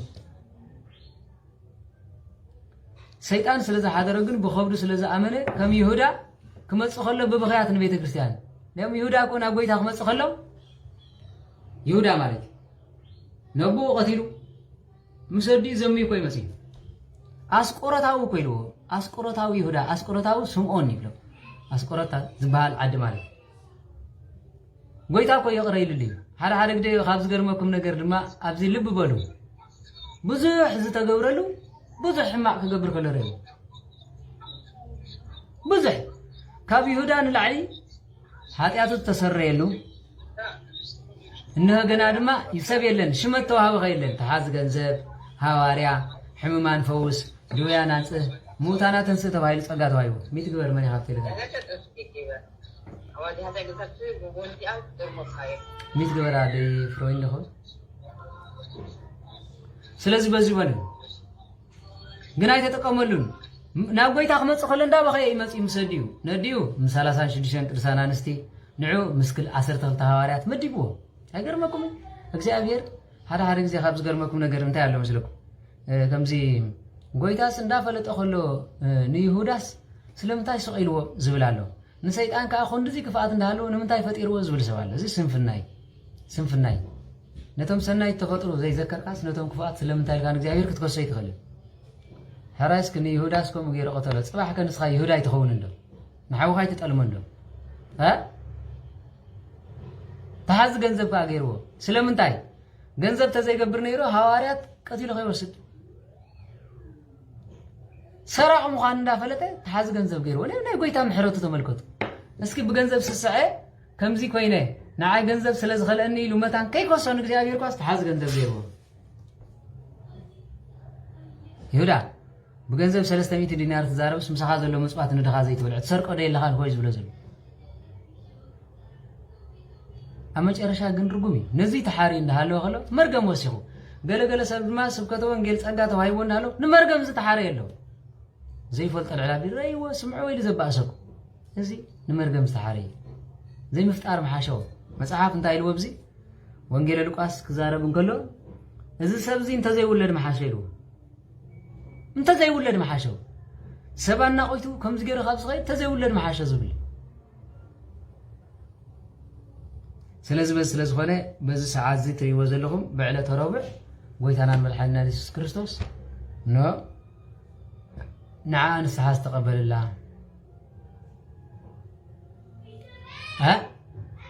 ነዚ ኩሉ እዩ ማለት እዩ በቲ ሓደ ድማ ተግሳፅ ዝሃበሉ በቲ ካልኣይ ድማ ተግሳፅ ክልተ ዓይነት ተግሳፅ እዩ ሓደ ድኻዳ ኣምሳኻ የለን ዝብል እዩ በቲ ካልኣይ ብምስላ ገይሩ ድማ ነቲ ሃብታም እየ ዝብል ከም ለምፃም ኮይ ዝብሎ ማለት ስምዖን ለምፃ ንስምዖን ድማ ጋሻ ተቐቢልካ ንባዕልኻ ከምዘይገበርካ ስለምንታይ ትኸስስ በቲ ዝገበረቶ ክትሕጎስ ይግባእካ ንሳ ንዝክረይ ዝገበረቶ ንሞተይ ሓደ ንመቃብረይ ክልተ ሳልሳይ እውን ዕርገተይ እውን መዘከርታ ካብኡ እንድሓር ነዚ ምዃኑ ስለ ዝፈለጣ እኮ ደቂ ተባዕትዮ ኮይኮኑን ኣልባስጥሮስ ሽቶ ሒዞም ናብ መቃብር ከይዶም ማርያም መግደላዊት ሒዛ ከይዳ ኣይከደትን እመቤታችን ሒዛ ከይዳ ከይደን ብግዜ ለይቲ ሽቶ ሒዘን ክቐብኦ ኸዳ ሞዩ ነቲ እምኒ ደኣ መንከንከራርወልና ኢለን ተጨነቓ ይብል ሎሚ ድማ ቅባ ቅዱስ ኣይትሕዝን ጓል ኣንስተይቲ እንዲያውም መሓዝ ምኻ 300 ዲናር ዝዋግኡ እምበር ትሕዝ 300 ዲናር ዝዋግኡ ኸማን ትሕዝ ሰበይቲ እንዲያውም ካህናት እዚ ክትርድዎ ዝግበአኩም ቅባ ሜሮን ካልእ ዝሓዘኒ ቅባ ቅዱስ እውን ግን እዚ ዝመስል ሽቶ ጎይታ ዝተቐበሉ ክትሕዞ ዝግባእ ኣይኮነን ኣይትበሉ ሂብወን እንድዩ ዘይሃበን ክትሕድግወን ደሊኹም ንስኹም ስለዚ ናብ መቃብሩ ዝኸዳ ዝነበራ ንሰነየን ስለዚ ካብዚ ንምሃሮ ነገር እንተሃልዩ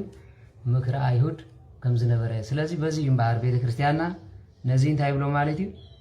ጾም ንጾሞ ነዚ እዩ ነዚ ኢና ጾመ ድህነት ተባሂሉ ይፅዋዕ ስለምንታይ ብበኽያታ ከም ዝደሓነት ንሕና ድማ ረቡዕ ብምፃምና ክንድሕን ኢና ኢልና ስለንኣምን እዩ ማለት ስለዚ ጾመ ድህነት ተባሂሉ ዝፍለጥ በዚዩ እግዚኣብሔር ኣምላኽ ክብርን ምስጋና ንዕይኹኖ ዓርቢ ንጾመሉ ምክንያት ድማ በቲ ሓደ ጎይታ ዝተሰቕለሉ እዩ በቲ ካልኣይ ድማ ኣዳም ካብ ገነት ተሰጎግኩላ መዓልቲ እዩ ዝበኸየላ ዘልቅሰላ ዝነበረ እዩ ብግዜ ሰንበት ድማ ንኢለኩም ናይ ሓጎስ ደስታ ኮነሉ ይብል ማለት ስለዚ ነዚ መስል ትምህርቲ ናይሎም መዓንቲ ምክሪ ኣይሁድ ከምዚ ተኮይኑ ሎሚ ከዝማኸሩ ናይ ኣይሁድ መንፈስ ዘለዎም ከ እንታይ እዮም ዝብሉ እንታይ ኢልኩምኒ እዚ ሰብዚ ብዙሕ ሰባት የጥፍእ ስለ ዘሎ እንታይ ንግበር ከምኡ ድዮም ዝብሉ ወይስ እንታይ ይብሉ ነዚ ሰብዚ ዝስዕቡ ሰባት እንታይ ንግበሮም ከምኡ ድዮም ዝብሉ ይኮኑን እንደገና ድማ ቤተ ክርስቲያን ክመፁ የብሎምን እንተመፅኡ ንህዝቢ ክወስዶም እዩ ከምኡ ድዮም ዝብሉ ይኮኑን ከምኡ ይብሉ ታገብረዳ ቤተ ክርስቲያን ይኽልክለኹም ኣለኹ ዋ እንኳዕ ድማ ፀሓ ዝወደይ ደ ይብለኹም ምስኡ እንተኾንካ ናብዚ ኣይትምፃእ ስለምንታይ ታኣነ ሰብካ ዘለኹ ስብከት ኣብኣ ክድገም እያ ታባ ዝነግረኩም ዘለኹ ትምህርቲ ክድገም እያ መን እዮም ጉዶም ዝወፁ ንሶም ህዝቢ ኸ ይርዶ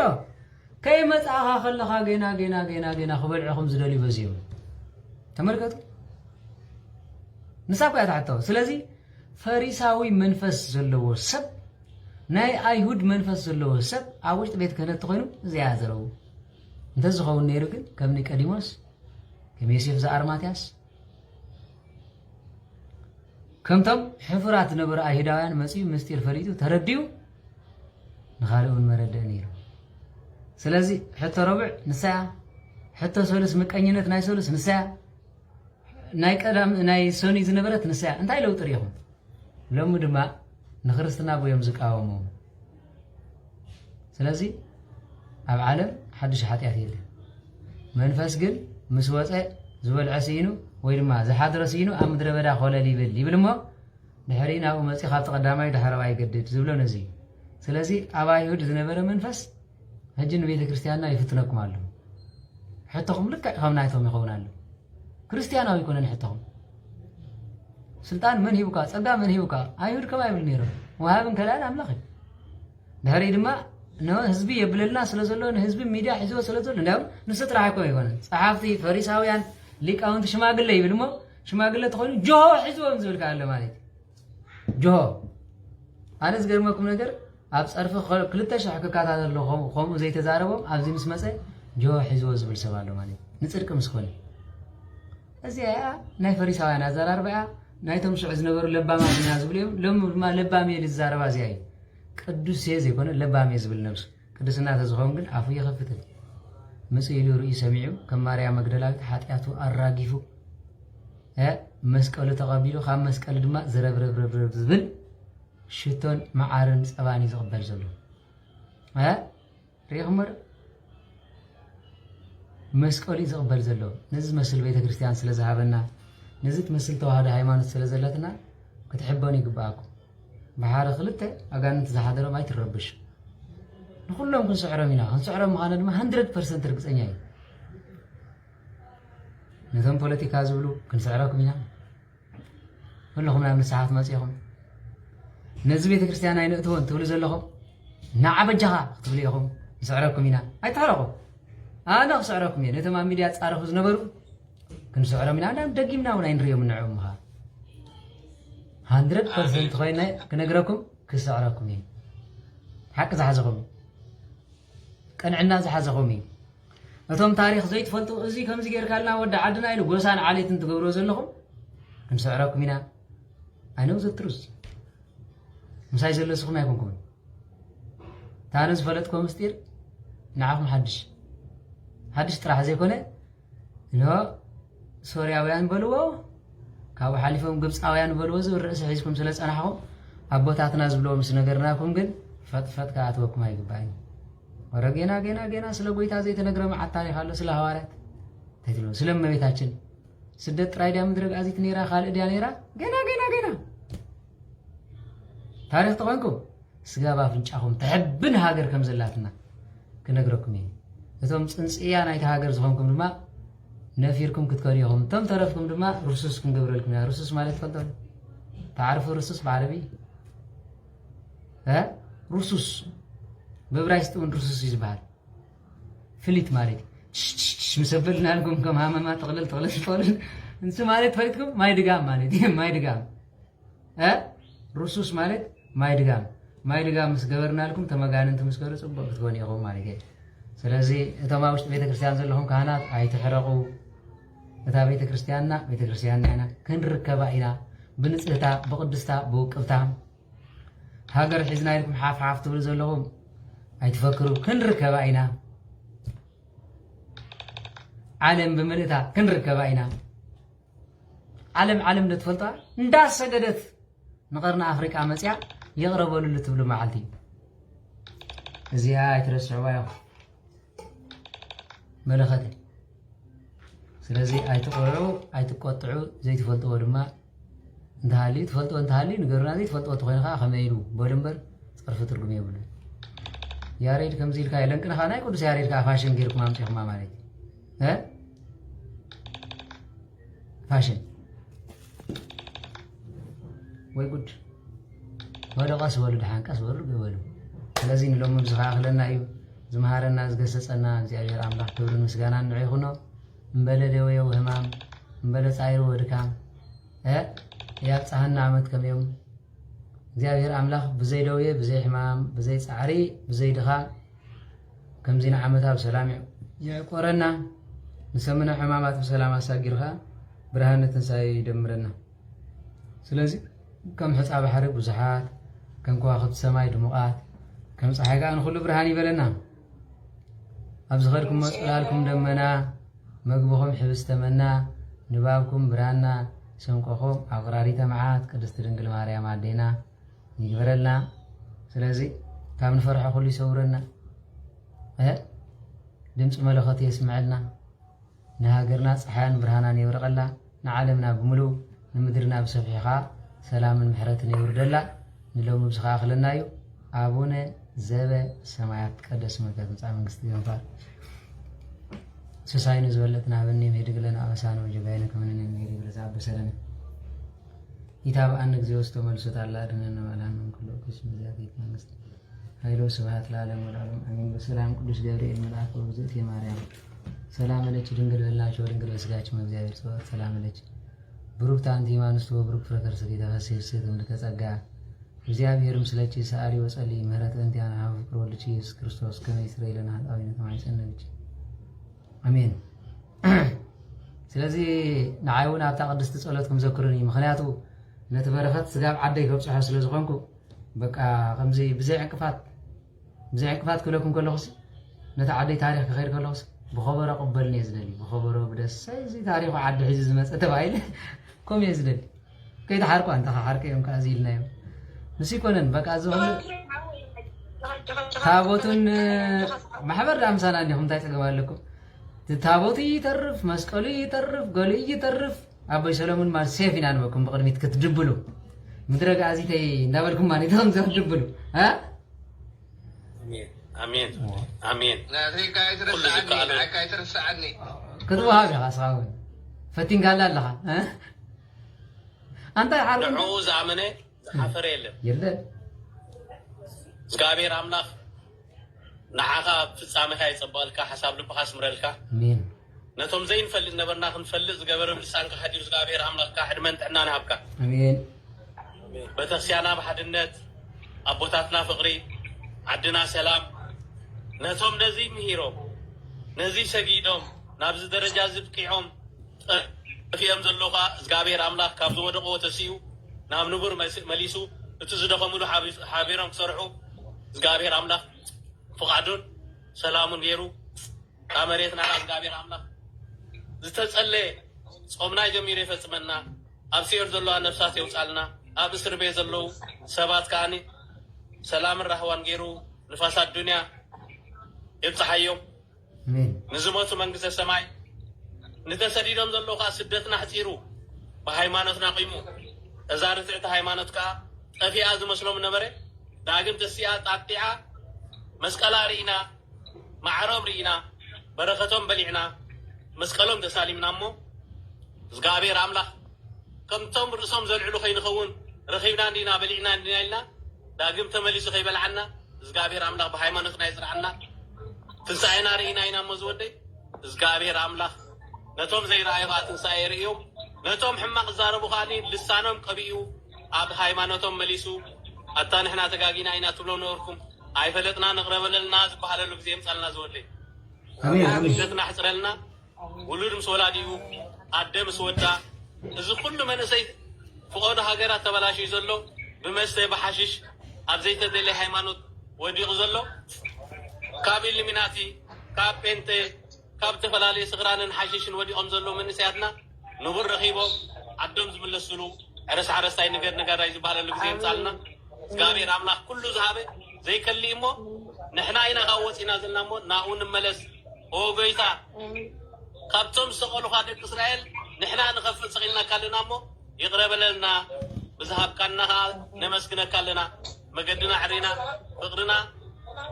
آدابيرنا بحيمانتنا قمنا صومنا جميل فتمنا خمسنا وصانو زبطعنا نابتن سايقا يبصحنا زودي علمان تحنا نهبكا قامن هاي صفوالك مين امين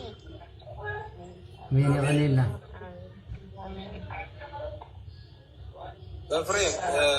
افريم حاول أبيت مزمور كن دونجي خاطر الله حكي مزمور سانس كابز سبيكاس نو يحجر كن حمامات كينو ثلاثة مع التليفونات عجز ناتكا مزمور تلك خمتم زمرتي عباسي تحسب نجر كله خليني خم فقط الزبير قل يريك خزمر كلا خزيز نمسز انت خوي حدش مزمر ما تزين انا خمسة ما تمسني هراي انت يالو مسلكا بزخونه ابز محبر نفعاتهم بزح قطم له بزح بزي قال عالم مالك زفتنا يونالو بحفشا عن زي زعد قرب مچ زبل يكونن نقرب بارح مالك سلازي او مسكيرنا نعو اتعرارينا نقول خنغبر بمبال ينبر እንደين فعات زمرتون አለው ማለት ብዙይ ቃል ዓለም ስለዚህ ኣብዚ ብዙ ጻሐፎ ግጥምታት ስለዘለው ንዑ ሪና ካላይ ካብ በተሓደ ካ እንታይ ዝፈታነ ምስ ቤተ ክርስቲያን መሳሓብ አይፈቱም ያሬዳው መዝሙሩ ክኸውን አለው ኢልና ካብቶም ንቃውን ሰባት ኢና ማለት ስለምታይ ዝወጽ ዘሎ መዝሙር ዳርጋ ከምዚ ካውንትሪ ሙዚክ ዝበሃል ዝነበረ ናይ ቀደም ኮሚ ስለዚህ እዚ ዝበሃል ፍጹም ዝግባ ኣይኮነን ነው ጸናጽላ ዋዳድቁ አዛማምራው ናግባቡ ጌርካ ነሁሉ ዝወጽሉ እዛ አድ ቁርብ ትርር ዝበለይ እቲ ነሁሉ ክትገብረሉሞ እግዚአብሔር ንዕጣጥ ይኸ ክገብረልና ኢላ ነጽበይ እምበር ዝዳብ ሐሳብ አለው በጣም ከማን ፈዓት ገጠምትለው ከደርመክ አለውን ረግጥ ተቢላ አለ ዘይፍትኒ ግን ኮሞ ማይኮን እንደውም ያይኮን ናትካ ትቕኒት ኣባኻ ዘሎ ቅኒት دحان ድሬዳዊ ቅኒት